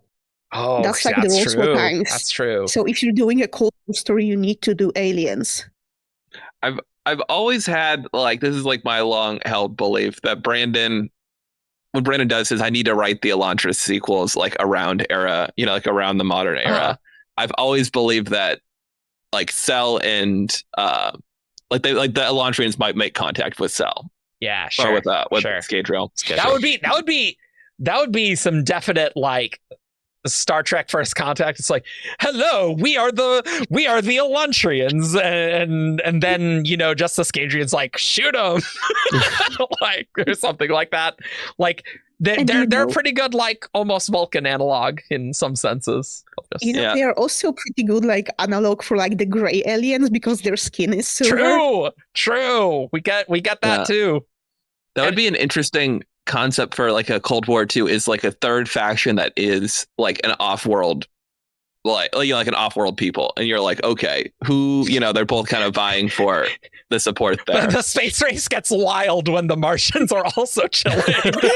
Yeah. It's like, we Yeah. gotta get the space guys. Like, this is crazy.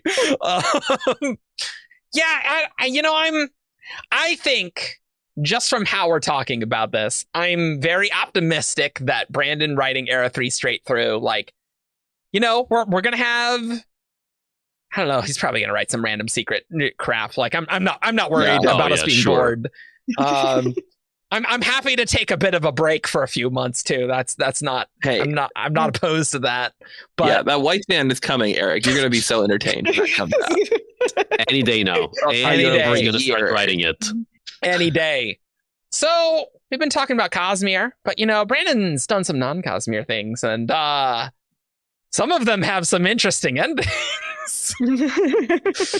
And so I think we got to start with Brandon's first. Well, I guess it's not his first non-Cosmere series. Just Alcatraz was first, but took much longer to complete. But we got to talk about Reckoners, and man. Well, Calamity was 2016, right? That seems about right. Yeah. I think that's right, man. Before we did this show, and do you want a lot of stuff. I think Steelheart was fun. Steelheart was fun. It is basically Mistborn: The Final Empire, but with superheroes. Yes, It's true. actually, It's true. Yeah, You're not wrong. yeah. Somehow, despite being in a genre that is famous for nonsense, Steelheart has less nonsense. Like suddenly you have this new power in its ending than the Final Empire. Oh, don't worry. That's in the later books. Yeah. Oh yes, absolutely. I just saying like I do appreciate like I'm not sure if cleverness is the right word, but it is a really neat like magic deduction moment of like Yes. this is a character that can only be harmed by someone who's not afraid of them. That was fun. So That was a what lot do we of fun. do if he terrorized the entire world into fearing him? Like Yeah. there's only one person not afraid of Steelheart, and it's Steelheart. Oh, I just forgot that Lux gave us a Steelheart origin story. It did. Yeah. Yeah, well, I mean, that'd be great if there was a physical edition of Flux or anything Yeah. about it, maybe. Yeah, that would be good. I liked Firefight's ending. I actually liked that one quite a bit. That was an interesting book. That had some interesting reveals. Yeah. Calamity was I didn't hate it as much as you did, but it is a compressed ending. And you're like paging to the end. I'm like, I feel like we have a lot to do, and then we're done. and I think it's partially because he was like, and then I'm gonna write Apocalypse Guard, and like, then that just didn't happen. Sure. Yeah, but- that's probably true. But I mean, it's not really too much of a defense though, because your series should end well in its own right. Yes, they should. But, Absolutely. Yeah, I find the ending of Calamity basically inexplicable. Like, there's just like a lot of things that are just happening very quickly, and I feel like it's the other side of the rapid ending coin, where if like the reveals and like the things that are happening are not working for you, it's very rough to read because you're just like, sure. oh, like I don't care about. You're Any like, of I am this, fully really. out of it. Yeah, Like yeah. I'm just kind of paging through. What even happens in that ending? So Like, I wasn't remember it we go that to like the space. guy who grants powers is secretly Calamity all He along? is, That's the yeah. main reveal, right? That was the big twist. And Yeah, then the they International go to Space Station. They go to the International Space Station made of glass, and then they try to blow him up, and it doesn't work. And then David's dad comes back, like, and then he just leaves. Like, they're like, "You're making people worse," and he's like, "I am," and then he leaves, and that's how they defeat right. Calamity. They just talk the villain into Well, because he's a god, basically. So that's how else are you gonna beat him, you know? But yeah, they're kind of like, your influence, your fears are what is making the epics bad. They're echoing through you. You need to leave, and so he leaves. And Goes to a different universe. and then David meets his dad, who has the powers of Steelheart inexplicably. And David that's his- himself. that is like in another universe. Well, that's what I was gonna say. I wasn't done with my sentence there. Sorry. In an alternate reality, and he himself has the powers of steel. Like, why would that even be? Like, they introduce earlier in the series the concept that if you're related, sometimes you have the same powers or similar powers. And then they're like, oh, and also these guys just have identical powers. By the way, it's like the same full identical power set. There's just some weird like multiverse stuff going on. You know, multiverses. You know, we've seen a lot of multiverses these days, and how you know, can be a little questionable, I think. Yeah. And I guess the only thing I will give it, which is kind of like a nice thing, is that his dad like really believed in Steelheart and like believed in the power of like the good superhero. So it's cool to see him like as like a mirror kind version of Steelheart. Sure, like that is sure. a satisfying image. But then I was like, I'm like, it just feels a little random ultimately. Yeah, definitely the solution to Calamity is just like, oh, and then we're just done. Okay. And I think I've blocked a lot of this from my memory because it was just like, I mean, it was fine. It all okay. shook loose right now. Like, I was like, what did I hate about it? Then I'm like, oh yeah, there it is. Like, it's all packed away in a really tight space. This like Calamity was an ending that just went in one ear and then out the other. Yeah. I only remember that the ending was on a space station because there's this one cover of the book that's like showing David and Calamity on a space station. Okay. The International Space Station turned to glass was like a fascinating setting to me. Like, I was just like, why are we here? Like, what is going on? How did they even get there? They teleported there with Teleportation. Obliteration, who was back. I can't remember. It definitely used Obliteration's teleportation powers, though. Right, and then at at the end of the book, it's like Obliteration is trying to obliterate something again, and it's like this setup to like a classic comic book, like David as the hero and Obliteration as his villain. Oh yeah, he's like, I'm gonna blow up Portland in 3 days, or like whatever, you know. And that's just kind of how that ends. Yeah, and that's like just like a to be continued. Which we didn't at all. Good. Yeah, for the best. Keep writing Cosmere things, Brandon. Not sequels to the Reckoners. Yeah. Steelheart was good though. Yeah, I yeah. enjoyed Steelheart. Should have stopped there. Yeah, maybe. I will. So, what one thing I'll say about the Reckoners that's like it has nothing to do with endings, but the settings that we are in and some of the epics are really interesting. Like, Oh. I loved the idea of Babalar as like this underwater city almost, and like, oh, Chicago is turned into steel, oh, Atlanta is like this moving like sand city where which Atlanta was really cool, right? Because it's a sand city and like it moves and the back erodes and the front gets like like there were cool world building elements. I'm shocked Brandon writes cool, interesting locations where he's just like, I'm just going to make it crazy. It's like, that's the setting for the book. Like, yeah, of course it's good. Yeah, that was one of the reasons I liked Firefight so much was the setting. That was a big part of it. Yeah. Yeah, Nukago's like, it's Regalia was also interesting. Regalia was really interesting. Yeah, for sure. Yeah. And like what happened with like the old group of superheroes, like that was really interesting. Yeah, that was a cool plot. And she wasn't classically invulnerable. She was just, impossible to locate. Like that was a cool problem instead of just being like, we can't kill her. God, you remember a lot more of Firefight than I do. I really like that book. Yeah. I wanna talk a bit about Legion and the Lies of the Beholder. Oh, God.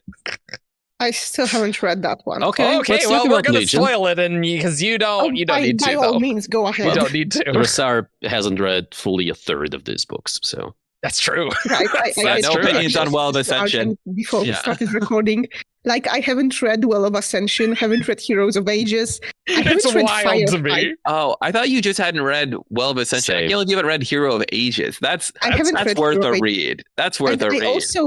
I haven't read Firefight, but I have read Calamity. Why are you the worst? This is not. We're not letting Rasarr put a recommended reading order in anywhere. Wild. Yeah, and I still haven't finished. I still haven't read Defiant. I have no excuse for this. I just haven't. Yeah, Defiant's good.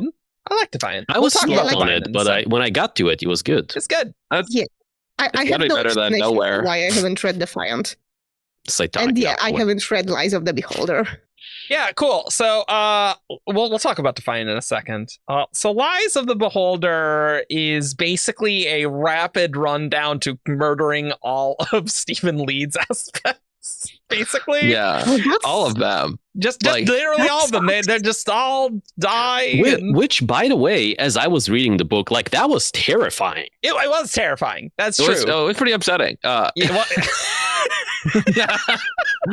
Like it just God, Morgan Freeman gunned down. You're just like, oh.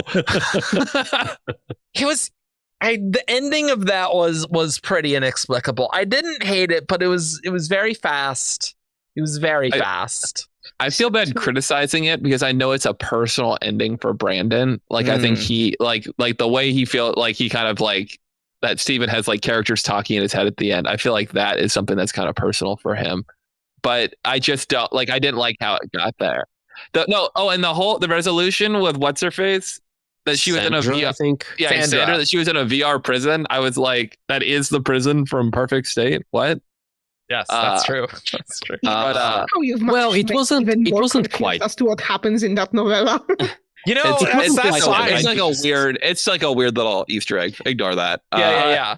It's like the company that made the VR thing is the letters, like you abbreviate to WODE, and the WODE is the perfect state like thing. So VR it's not the same thing. It's just setting up that this will become perfect state in like centuries or whatever. Right. But Sandra was stupid. That was dumb. The whole mystery. Where'd she go? What happened to her? She was in VR, and then like they had kind of a disappointing conversation where they didn't talk about much. Yeah, I didn't mind the ending. A habit of Brandon's, like if you have like a mystery woman and then you get a conversation with her at the end of your like finale of the series book, it's gonna be disappointing. No, but it definitely seems like Lies of the Beholder was like, I don't want to write more Legion stories. And it's like, we are going to make it definitive. They're killing off all Or like, I mean, you can look at it like this is the series finale of the show he's pitching. Sure. Like that's the other way to kind of approach it. Yeah. I'll say I didn't mind the ending of, or like any of Lies of the Beholder, other than, you know, the Sender stuff was kind of meh. But the idea of all the aspects of dying, the aspects are dying, made for like a really like horror personal story for Stephen Lee. That's true.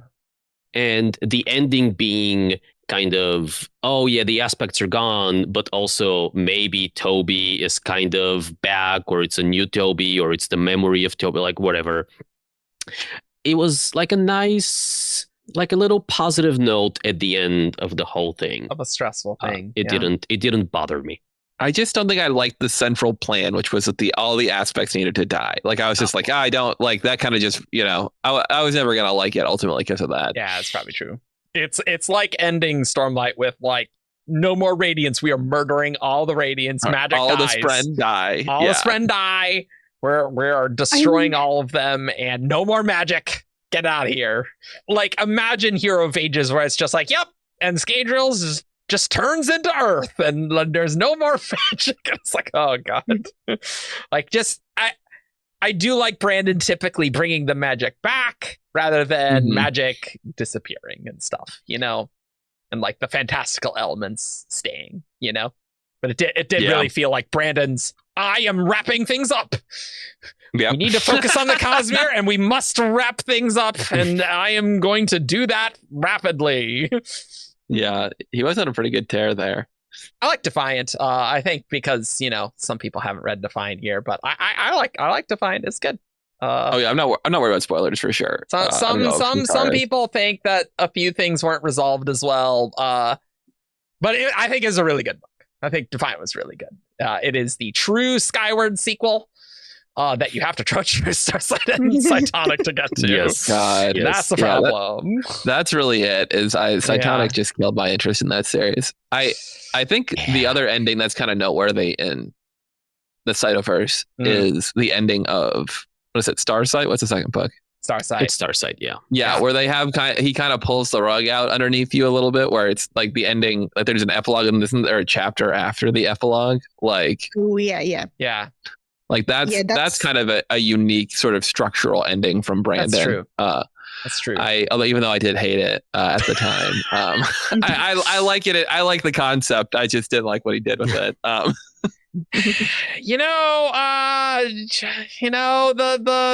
The Delver should have just killed a lot more people. I stand by that. I think that's a true statement.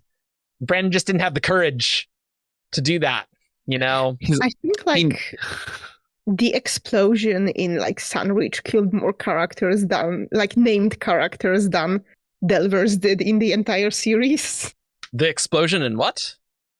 The one was it at the end of Sunreach? It was Redon. Yes, that's true. Yeah. The one that kills Jorgen's parents. Oh yeah. Oh, shout out to the Skyward Fighting fellas, because those have some tight endings, and Evershore, it has one of the bonkers set piece battles. It's awesome.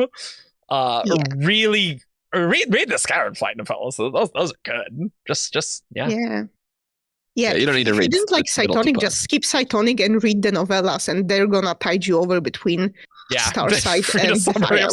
It's not that bad. It is not that bad. No. There are just no stakes at any point. It's fine. I mean, that is a true statement, and that apparently is the point. And it's one of those Brandon concepts that it's like, okay, how good could this concept be executed?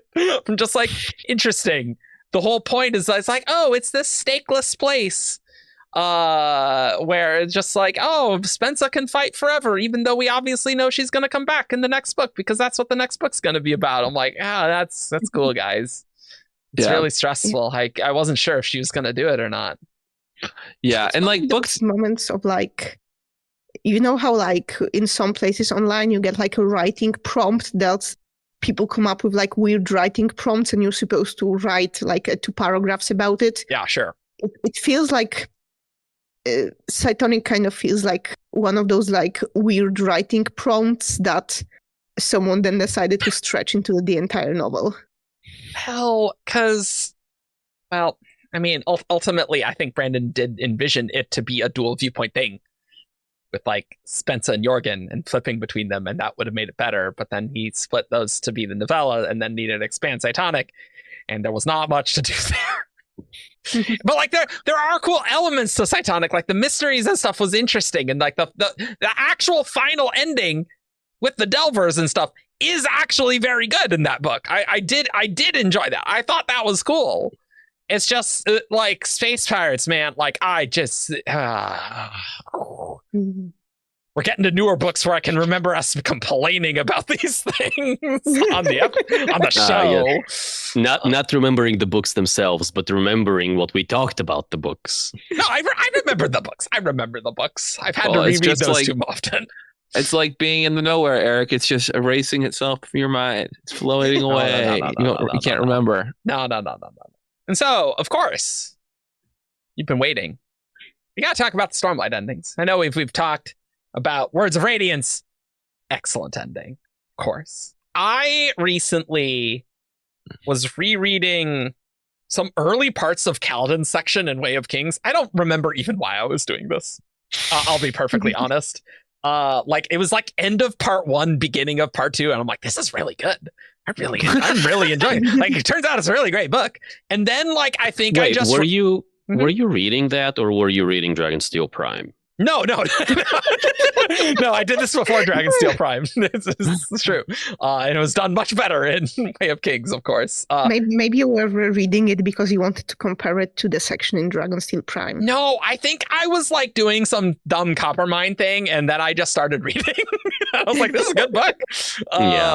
That seems more likely. But regardless, then I reread Battle of the Tower, and that's really good. Like Kaladin deciding to come back and save Dalinar. You weren't reading Dragonsteel Prime? Yes. No, I read the good one. Yeah, I think the main thing that got me on Way of Kings is that Brandon so often has the big climactic thing in part 5. And this is part 4. And so I was expecting an even bigger thing in part 5. And part 5 was just the epilogue of the book, basically. And Way of Kings is the only book that actually has an extended falling action. And like there's admittedly stuff that happens after the battle where it's like we gotta, save Kaladin and stuff with like the exchange of Oathbringer and stuff. I totally get that. But like the combat's done, right? And we're wrapping up the plot threads. And then we have the worst reveal in any book ever. The Parshmen must be the Voidbringers. Scene break. Yasna, you're right. They must be the Voidbringers. Like, God. If you do not pick up on that, that is infuriating. And I will maintain that you shouldn't do that. I don't think you should do that. If a reader is not with it, and then you scene break and be like, "Wow, Yasna, you're so brilliant and smart." Like, yeah, that's the only that's totally the only explanation. Infuriating. We don't need to get into that. It's not really about Brandon endings. But I still think you should not do that. Just how it's structured. I don't like it. Also, Yasna's wrong in the first place. So it's like, it doesn't, it pisses me off. Other characters being wrong. It persists. Yeah, but like makes for a dramatic ending of the book. It's one thing for a character to be wrong, but then for like that to be the mystery reveal that the book was building to, and be like, "Wow, that's so brilliant, Yasna." And I'm like, what is? Well, but a lot of Words of Radiance is informed by that false discovery. That's true. I really think it's the scene break and be like, wow, guys. I think it's that you weren't on board with it. Like I was like, I was not on board with it. And yeah, so, that's true. Like, which I don't think you would have been convinced. Like, I think it's funny and like kind of like I see your point there. But like, if there had been no scene break, it just would have been a series of quotes that Shalon is reading, and then she would have been like, "Yep," like I don't know. There's like a way to show it, like to show. Her being convinced in a way that would be convincing to the reader if they didn't buy in. I'm sure there's a way, but it's not obvious. But Battle of the Tower, like like once you know that the end the Avalanche is the Battle of the Tower, and you understand that structure-wise, which is not like any other Stormlight book, by the way. It's just not. Every other Stormlight book, the ending is part 5. Okay, Way of Kings is a great ending. So, like, on a reread, I really like Way of Kings, even though I still don't like the Yasna reveal. I will say I have bought into the Yasna reveal, so it's like didn't bother me at all. So. Well, most people have. This is definitely a personal thing for me, for sure. Yeah. Yeah, but yeah, Way of Kings is the only reason I don't like Way of Kings more is because the other endings are better. Yeah, it's true. I think what really works for me in Battle of the Tower is just Kaladin being like, "Oh, we can leave. This is what I've wanted to do the whole book. We can leave, and I choose not to, and it's just so satisfying there." And he everything. chooses not to save a bunch of Light Eyes. Yeah. And so it's just like the merging the character with the combat and action and stuff. We get the power up, like it's good. But you are right, Ala. The next books are they have really good endings for sure. Yeah, I know. I think Words of Radiance will stand as my favorite Brandon ending. Like, it's closed with Oathbringer, but I think ultimately there was so much like movement going on in Words of Radiance, like being back at the palace and Kaladin flying out, like like there was just like the Dalinar getting lashed into the sky and then Kaladin arriving to save him is perfect. Perfect. There's definitely just something about Words of Radiance where it's like we're finally doing the campaign to stop the fresh ending. It's like it's the weeping. We have to go now, and just like we are leaving on a big expedition which we've like never done, and then like all the storm form and the red eyes was like, oh man, this is crazy, and then all the stuff in the palace. Man, it's good. Yeah, they're just so exposed out there. Like, like they've got no, like you definitely feel like, and the rain never stops. Like it's a very tenuous, like kind of just overall feeling on the caravan. And then the 2 storms, like, oh man, jeez. Whoo. Yeah, no real plan. Like they were like, we just have to we have to make the Oathgate work. That's the plan. Like, yeah, that's the plan. And Shallan really coming through, it's like, your job is to figure out the Oathgate or we're all dead. I'm like, okay, cool. Yeah, no pressure. No pressure. I think I say this every time. I love the scene where she reveals her powers to Dalinar. Like that's like just such a great moment on that campaign. Yes. Are you the one I'm looking for? And he's like, I need to get the cape. And she's like, do not get the cape. No. No, Dalinar, you keep getting the wrong person.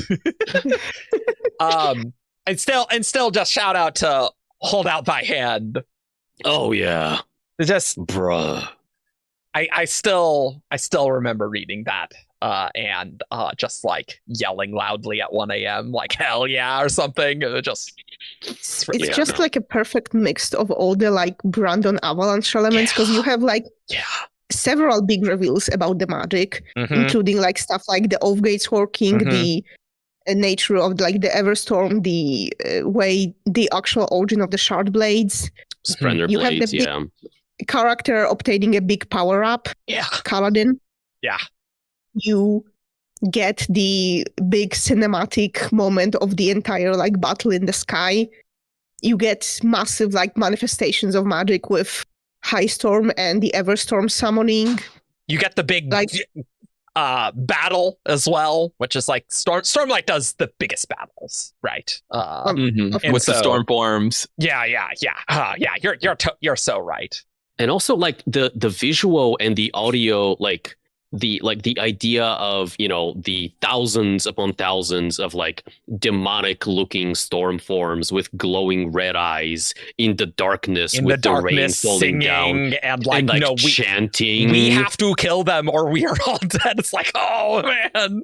Man, it's good. And there's nice little like plot conclusions to like Navani's Fabrials being used to like set the archers up and like Roion having his little moment of bravery before he gets slashed into the sky. And just how desperate and bad the situation is for Kaladin, like when he like the whole assassination thing and like that final decision that he's making to oppose Moash and Graves and stuff, and just like that's just so tight when he gets that blade, Glyph appears. Oh, And that comes on the tail end of him spending like a good about part of the book, like not only powerless, but also like personally, emotionally just demolished. Yeah. And like wounded. Like he's on crutches. Yeah. Oh, Words of Radiance is really good, guys. It's really good. Yeah. And Nightblood. And there's definitely this is one of those where it's like, whoa, what? Destroy some evil, holy crap.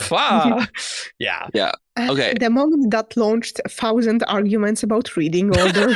Which God. My wife didn't read Warbreaker before that. That's fine. But certainly if you read it, it's cool. But like you can do it in the opposite order. That's the thing. You can read Warbreaker and be like, oh, that's cool. And like that's about it, really. But you're never going to have the fandom experience that we did in 2014, reading it for the first time. And that's just you can how read it is. Publication order if you want to. Like that's really like there's your option then, which isn't probably great. But I wouldn't recommend it. No. Yeah. Here's a good thing and a bad thing. Adolin killing Sadius, good thing. Yes. Bad thing. Seth being resurrected, biggest disappointment of the entire ending. I groaned. I was like, oh no, how can he be back? You were very upset. Yeah. Oh, I guess if we are talking about Words of Radiance, we have to talk about the retcon. Oh, that's true. Yeah, this is the biggest retcon, right? This is the biggest retcon. Yeah. So, listeners, viewers, if you are not familiar, the original version of the book that was published had a slightly different ending to the Kaladin versus Zeth fight. Where Kaladin just like outskilled him and killed him. Mm-hmm. And sometime later, a year or two later, Brandon changed his mind. I thought it was like, I think it was before paperbacks, wasn't it?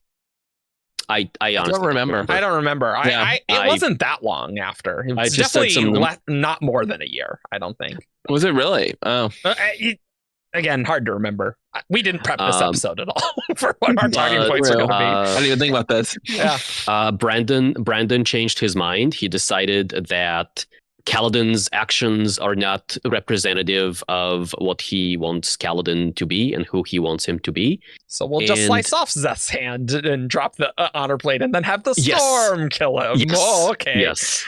Which I think is a silly semantic difference, but it's some regular Batman Begins. It's like, I'm not gonna kill you. I'm just gonna let the train kill you. Gravity will. Okay. I feel okay. I don't think that holds up in court, but okay, whatever fits your moral code, I guess, dude. It definitely complicated things because before you're just like, he's overtly protecting Dalinar, like that's what he's doing, like that's his job. And then after this, you're like, well, I guess he just didn't feel like finishing it off. Yeah. I draw the line at murder, but I don't mind some light manslaughter. No, just a little bit. I just got to lower the degrees on the murder. Like, it can't be first degree here. How do we feel about that? How do we feel about Brandon just going, hey, I don't like how this book did this one thing. I'm gonna go post on my blog what I consider to be the director's cut. The thing is, like, I do think at this stage, way more people have read just the retcon version. And ultimately, probably. It's a pretty, like basically the same things happen. It's like, I agree. Yeah. Mm-hmm. I don't think it's a big deal. Like if that fits Brandon's vision better, I would like, it's better for him to do it near the book's launch than 10 years later, right? Before we've had like sequels and stuff. Huh? You were saying like 10 years later. I was thinking like the Atium retcon. Okay, oh boy. For me, this is like an insignificant change. Like I said, murder versus manslaughter. I mean, yeah, exactly. But I think that it kind of, the fact that it went through kind of set the stage for stuff like the Atium retcon or the 1001 versions of White Sun. So, Well, I don't know. I think those are different, personally. I don't. The problem, or one of the problems with the ATM, one of the problems with the problem with the ATM retcon is that there is textual evidence for it. Mm-hmm. And so, is it a retcon? Is it a like a very obscure WAP? Like I wouldn't. I don't know if I would necessarily consider that a retcon in the traditional way. I would. I think. I mean, like they're not ATM mistings. Like, you know, like it like they like that. It is different. It is a little different in my mind. I think it's a retcon. I just think that like changing things after release is just like a bad habit of Brandon's, and even if it's not particularly relevant in case of Words of Radiance, it's still like set a bad precedent for the future. Yeah, and that for me is the real danger here, right? Yeah, sure, doing like light editorial changes in a Leatherbound, you know, fixing there was a house that, you know, people were looking east, but the house is described as only having windows to the west or whatever. That's fine. That's just, you know, different editions. Changing events is weird. Yeah. I think ultimately my opinion is I'd like to not see more of that.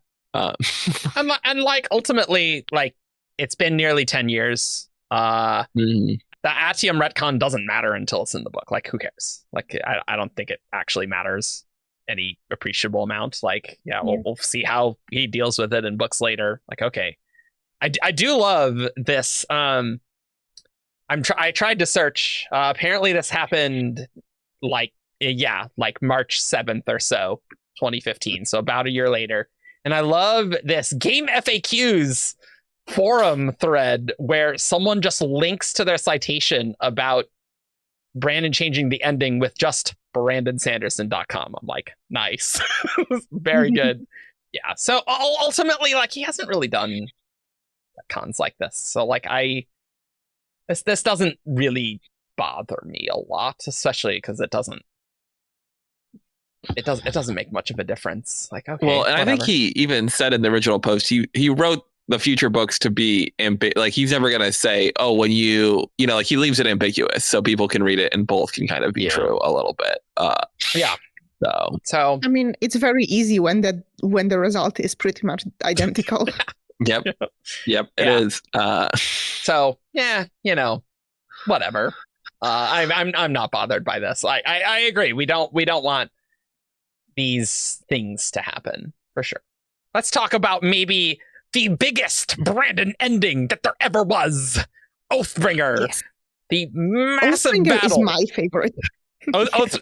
Look, I do agree. Battle of Narok is great. And I love the Battle of Narok. But I will maintain that Oathbringer's Avalanche exceeded it for me. It is a colossal, massive thing.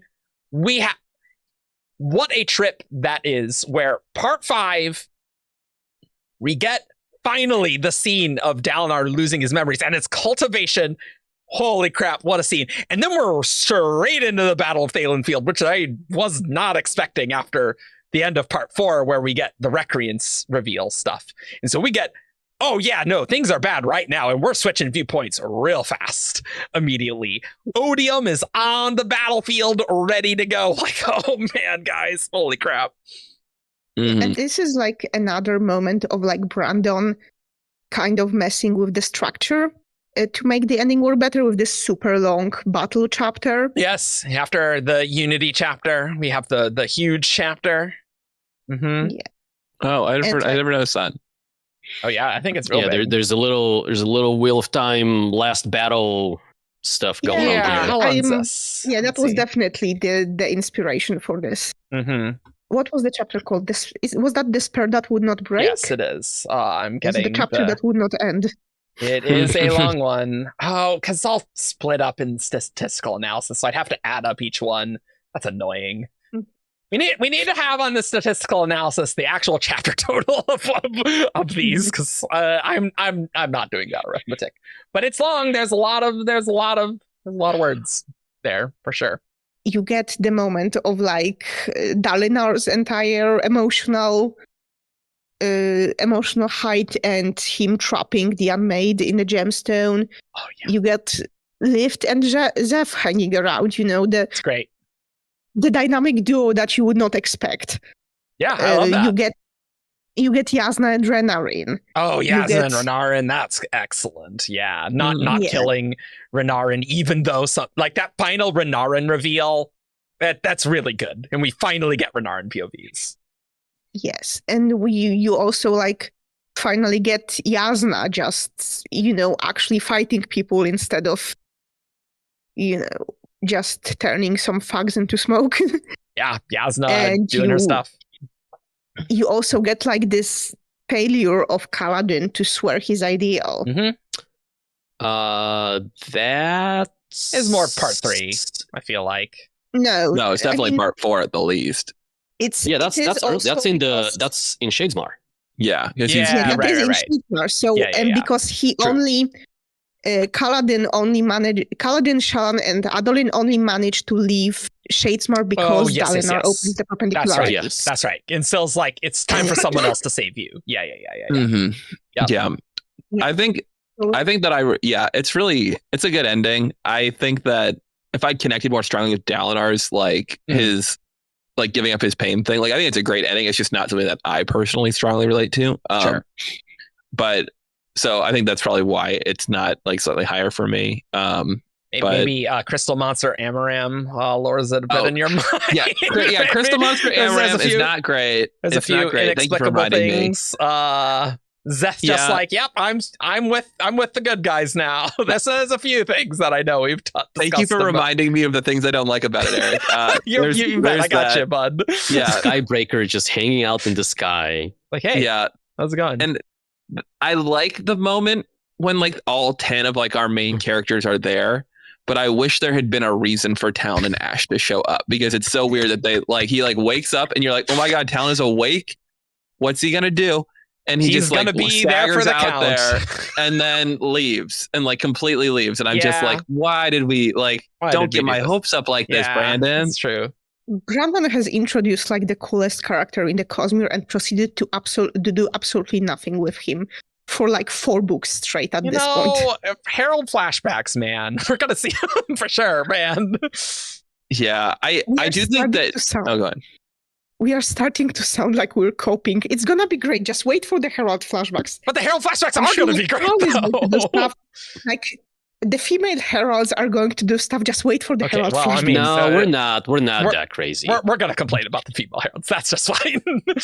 Yeah, I think that probably Talon is a character that suffered from Way of King's Prime, unlike almost every other character, where he kind of doesn't get to do anything. He actually, everyone else kind of got an improvement on their story from that one, and he gets to be.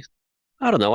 I'm fine with him. I don't like. It is clear that he is just absolutely non-functional from trauma, and so I'm fine with just getting little hints about how great he is and not actually seeing that on page. I think it's most frustrating to me because he was introduced at the end of Way of Kings, and I was like, oh my god, here, and then he's got nothing significant to do from then on. Sure. I would be less frustrated with this interim if it hadn't been I feel like Brent had a cool idea for how to introduce him, but then nothing that he wanted to do with him aside from cool little winks between there and at whatever point Town starts doing things. I guess.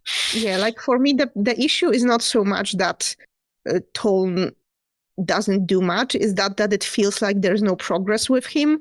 Because he gets introduced in the Way of Kings, then he gets his little moment where he catches the dart that was supposed to kill Amaram in Words of Radiance. Thanks, Tal. Tal is doing something. Tal is doing something. Isn't that cool? But then in Oathbringer, he's back to just not doing anything. And then he like wakes up and goes out with Ash and like sees the battle, and it was like, oh, Talon is doing something. Yeah, it's fair. And That then is a actually, fair no, point. in Ring of War, Yeah, but he he's doesn't. just back to being a vegetable, and even Ash is back to just doing nothing. He's just his babysitter at this point. That's true. That's a true story. Yeah. And I like, would challenge that even in prior book, like every time you say that he's doing something, I would say that he is not. Like his MO has always been he is comatose and he has brief flashes in which he wakes up. We see how awesome he is when he is woken up, but those have to be by definition just brief flashes, and that's exactly what we see in Oathbringer. Yeah, that is like my problem, that we have this character that is static, basically. Yeah. And it's like, I understand that he's going to be like a major character later, but like, I'm tired of waiting for Talon to do something. I think it's just challenging with the amount of scale of Stormlight that, if anything, they already have a lot of characters that it's like, we can't, can we give Talon a satisfying arc? And Brandon's like, nope, I guess you'll see him later, I guess. So it's Yeah, I so can it's like understand the frustration for sure. Talon is like in a waiting room waiting for his own plot to happen. Mm-hmm. I just don't think the heralds are relevant for the first half Yeah, of they're Stormlight. just kinda there. They're not characters. They are, if anything, plot devices. Well, that's just frustrating though. Like, do you want your godlike characters to be plot devices? Like, you want them to be like cool and feel like characters. Sure, but If you want to just have Talon as a plot device, why introduce him before he's ready Desolation's to gotta be start, used? guys. We gotta steal his honor blade and have nothing about it. Nothing about it. Sorry. They going to reveal this in an RPG that's not related. That's not going to actually impact the plot of the book. It was never gonna impact the plot of the book. I never believed that for 1 second. I'll be honest. But all things considered, though there's some quibbles, and I think that's fair for sure. I just think the height of Dalinar going down. He's got the book.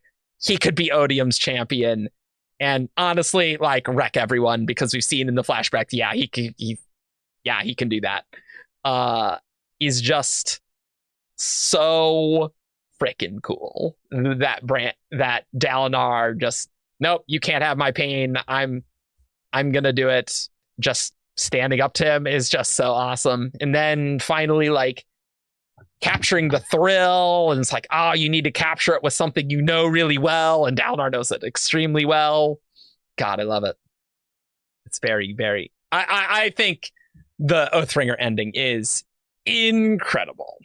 I think Dalinar's ending is a really nice meeting of like the flashbacks arc, which like the flashbacks have been leading towards kind of a Odium's champion, or not leading, but like we can see what Odium's champion would have been like, because we are now familiar with the Blackthorn, and the present day arc of Dalinar, which is like the path of honor, so to speak. And we do get some of that with other characters, like Shallan has in Words of Radiance, her present day climax is kind of weak a little bit. Like there's a little bit of the scholarship angle there, with her discovering the Oathgate and her deciding to reveal her powers, but the past is stronger there in like her admittance of like the murder of her mother. Kaladin also in The Way of Kings, a little bit similar, where his past has been about Tien and not letting go of that, which has no real bearing of his like Battle of the Tower thing. And so Dalinar does it really, really well. And then the Rhythm of War with like Venli is just not. I don't think that's. I would say not anywhere near the main character of that book. That's true. I would say in defense of the Kaladin thing, like what it's coming down to is like him rejecting like the pointlessness of like kind of like rejecting people throwing away people's lives, because like he's saying like you got to turn a weakness into a liability, or liability into like a benefit for you. And like his hatred of the Light Eyes, like it all is kind of coming back to that. Yeah, and that in the Battle of the Tower, and he's making that choice to save Dalinar and things. Yeah, I definitely agree Dalinar's is stronger, but there is a little like there is a through line with the TN moment there. Yeah, it works. It's just like about TN. Sure. Yeah. And yeah, speaking of Rhythm of War does have a pretty good ending. I do not think it is as good as Words of Radiance and Oathbringer, personally. I am kind of mixed on the Rhythm of War ending. So that book has like 3 or 4 endings, to be honest. True. Yeah, because like this is the one where Brandon decided to like split the Sunderlanche into like spread it out more over time. Yeah. So you get the trial. Yeah. Finally with Adolin and Maya, which and of course Shallan and the Formless, which I think is good. Yep. We chose this amazing scene. Yeah. You get the second finale with the tower with Navani and Kaladin having their own like mini finales within that, which is okay. I guess like the problem for me is like the whole story arc with Navani just didn't work for me. So naturally the finale with Navani didn't work for me.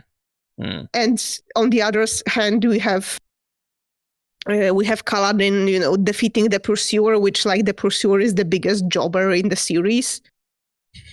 But then, you get this emotional moment of him swearing his 4th ideal. So that kind of rescues that story arc. It's good.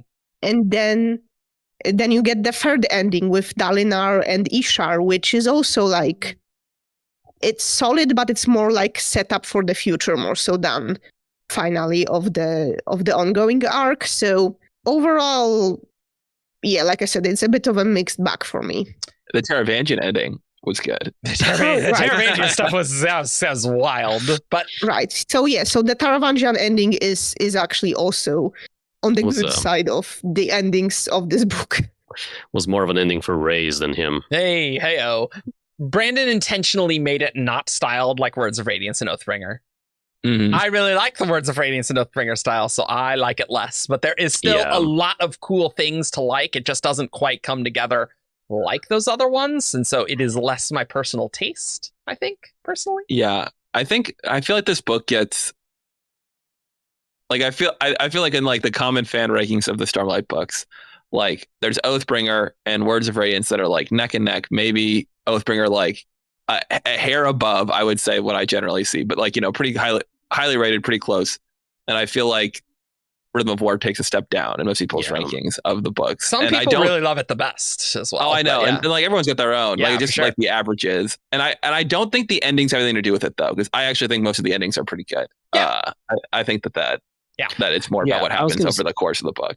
I think it's also partially how much you resonate with, like each ending focuses on different characters in different capacities, right? So if you really, really care about Shallan, Oathbringer ending is probably not going to be your favorite because she is not super prominent in there. Like, yes, she does the big like illusion thing, which is cool, but the ending is really about Dalinar and it's really about Kaladin and like to an extent Yasna. And so if you are not jiving with Navani, the Rhythm of War ending is going to be a tough pill to swallow because she is Navani and the sibling. Navani and the sibling are a good half of this ending. Like, because Shallan stuff wraps up earlier. Yep. Like so she's not in part 5, really. The ending, right? No. And so part 5 is Navani and Kaladin. I mean, I would say Venli as well. I think Venli's and Leshui's moment is really cool. And then there's some Dalinar stuff. And there's some Dalinar stuff. Ishar stuff's interesting. But these are like secondary. It's the Navani and Kaladin show for sure. Yeah. I would even say Dalinar has an arc in Rhythm of he's War, there. Really. He's there. Like he's just like I guess it is his conclusion, but it is really like here's what Dalinar's up to. Like he's just Let's getting it from A to B. His ending is not climax. It is like providing context and information. Yeah, so like Rhythm of War, it doesn't come together for me. I can see like it is fair. You can't just keep doing big battles like Battle of Narok and Thalen Field, right? Like you do need to vary it, or it is going to feel very samey. And so, like, I have no issue with the concept of we're in different places, we're seeing different climaxes. I definitely just prefer, the big climactic battle, but I do think we do need to vary it up. And there's a lot to like. Like, I love Kaladin a vision with Tien at the end of Rhythm of War before getting the plate. Like, I that makes me cry every single time. That is a great scene. So there's a lot that's really cool, and I love the sibling waking up. Like, I think that's really cool. There's a lot that's really cool. The second time we have restored the city. Yeah, I think for me, it's not even so much like I'd be fine if it's not a big battle. I just like when all the characters are together. So that's when I have trouble, is when they're scattered to the winds a little bit. And I'm like, I wish that they were interacting with each other, And I think I might even like extend that a little bit and say it helps if they are together.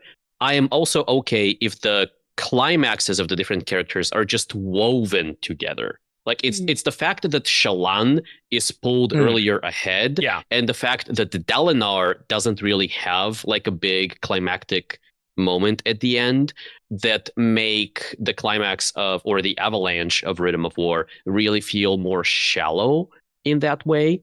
Because for me, one of the really cool things about the Avalanches is that not only are we switching rapidly between a bunch of different POVs, the little bits of information that we get every time we switch also inform things for other characters' climaxes. I suppose. I guess I don't think that this would have been a good book for that, though. Like, it would have been weird to be jumping back and forth between Navani swearing her ideals and like the trial, and like Shallan having like a well, in the way that it was written. No, but I think it could have been written in a way where you were tying together the idea of the recreance and the betrayal and the choice with like the sibling and Navani, and like, because there's a parallel there with like the sibling retreating and choosing to come back and trust humans again, and something similar happening with the honor spren, or at least with Maya. So like, you could weave these themes together in a way that is interesting and compelling. Yeah, it's just balancing the pacing, Yeah, I don't think that I would have enjoyed that much, but fair enough. There could be a way to do it potentially, but that did remind me also, like I said, the Navani plotline just didn't land for me for multiple reasons. Sure. But there is also like part of one of those like discordant notes in this Rhythm of War ending is that the sibling doesn't really choose to bond Navani. Like, I mean, is it a choice if it's their only way to survive? Yeah, I know you've mentioned this. I don't have an issue with this. I think sometimes things are this is like a major issue for me with the book, so it kind of impacts my enjoyment of the ending as well. Totally. And that's a fair point for sure. Speaking of, since we're talking about Rhythm of War and the way its ending was organized, I think we're going to see something similar in Wind and Truth. And we're going to talk here about the previews for Wind and Truth. Yeah. So if you haven't been keeping up with them, skip. I'm sure there's going to be a chapter in the YouTube video. Mm-hmm. I do think it's going to be similarly scattered, because we have, at this point, we have like 5 different locations where the plot is happening. Mm-hmm. Though we do have this big like element of spiritual realm that is unifying things in time and space. So I imagine Brandon is going to do something more like what Argent was suggesting with Rhythm of War ending earlier, where we'll be jumping directly between the various finales, various minor Sanderlanches. Sure. And they will be informing whatever is going to be happening with the Dalinar, the big duel. Certainly there's a lot of locations, so yeah. Yeah, and it's kind of interesting, because hadn't Brandon said he was planning on returning to the traditional plot structure for Book 5? Yep. Yeah. Yeah, no, he did. It was be more Words of Radiance Oathbringer styles, but maybe it's going to be more of that, like, it's spread off of these different locations, but like the the stuff is happening on the last day or whatever, right? Yeah, and I mean, there's not that much overlap between our characters and the way of gangs. Like it can be done. Yeah. Sure. Shallan and Kaladin certainly not in the same place. Oh, Yep. no. So yeah, that's definitely an interesting point when we have people spreading out. Yeah. So that'll be interesting to see. Guess we won't have to wait very long though. Weeks away. Like 6 weeks, I think, after this episode comes out, something like that. Because this is coming out on the 27th or 28th. When that's edit practically a month. A month and That's like a week. so wild to think about. It is. Yeah, I'm concerned, but that's soon. So yeah, I mean, we'll talk about how well Stormlight 5 wrapped up the first arc on Wind and Truth reactions and stuff, which will definitely not be the weekend of the con because we will be at the con. So at the con. Yeah, like a lot of us.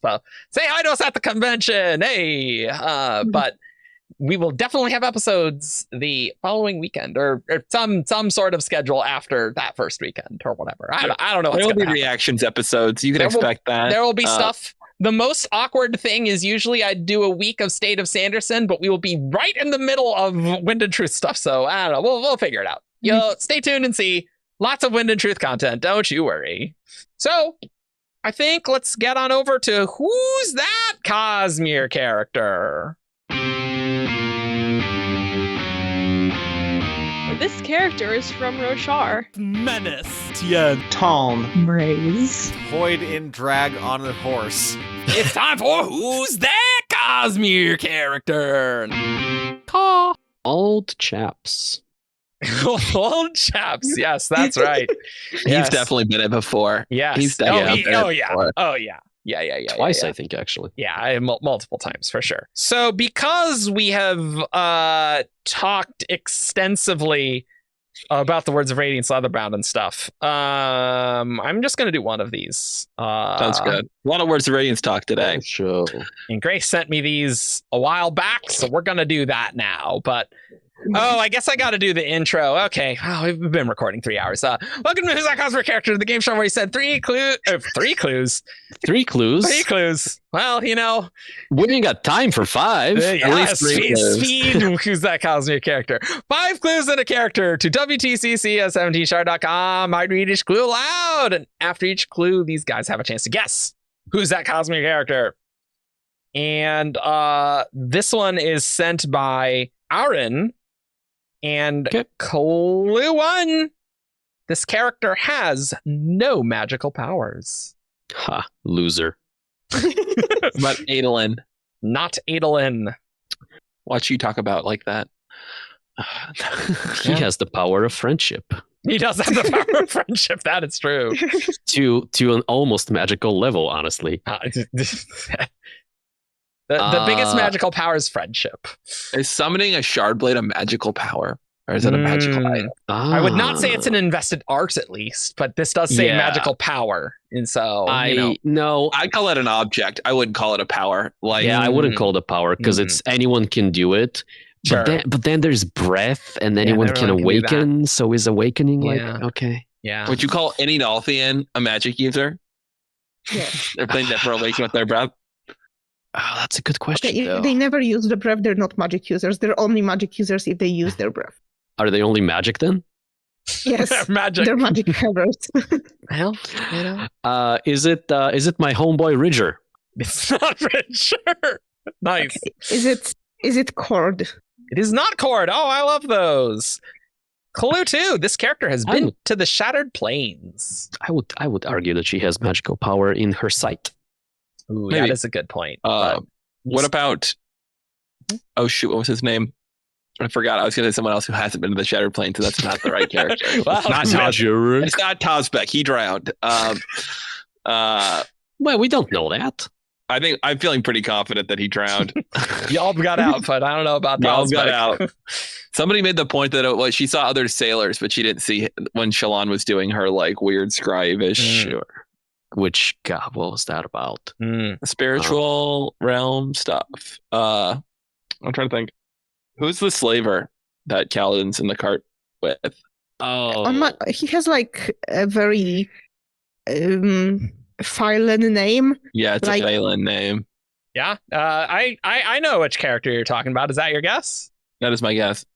It is Tvlakov. Yes. wow. There we go. Damn. Tvlakov. Nailed it. There we Gotta go. keep You lost this everybody. episode succinct. 3 hours in. We're so snappy. Doing my part, Eric. So snappy. Thanks, bud. We gotta eat lunch. Yeah. But Yeah, a little brunch. Yeah. yeah. Clue 3. See, the fun thing is that this is such a good clue 3. This character has met 2 out of the 3 Stormlight Archive protagonists of Kaladin, Dalinar, and Shallan. Like, that's He's fun. met Kaladin and Shallan, yeah. That's good. Yeah. This character's Thalen, and this character considers themselves a merchant. Like, That's a good set of clues. I'm sorry to spoil it. Yeah. You got him. Just the slavers got him. That's nice. Yeah. Good. Well, sorry, Heralds on Patreon. We've done so many Herald only ones, So we didn't do who's that Cosmere character for Dragonsteel Prime. So I wanted to make sure we did a regular one, And again, Wind and Truth, there's gonna be more episodes because we're gonna have weekly episodes for a bit. If I don't die. So that's, or if we Please don't die, die. our scheduling. Anyway, you can find us on 17shard.com for all your news, discussion, theories, and fun that you could ever want. We have an awesome Discord server, and with 19,000 people and counting. Wow. And you can join, links below. More by the day. Yep. You can support us on Patreon for as little as $1 a month.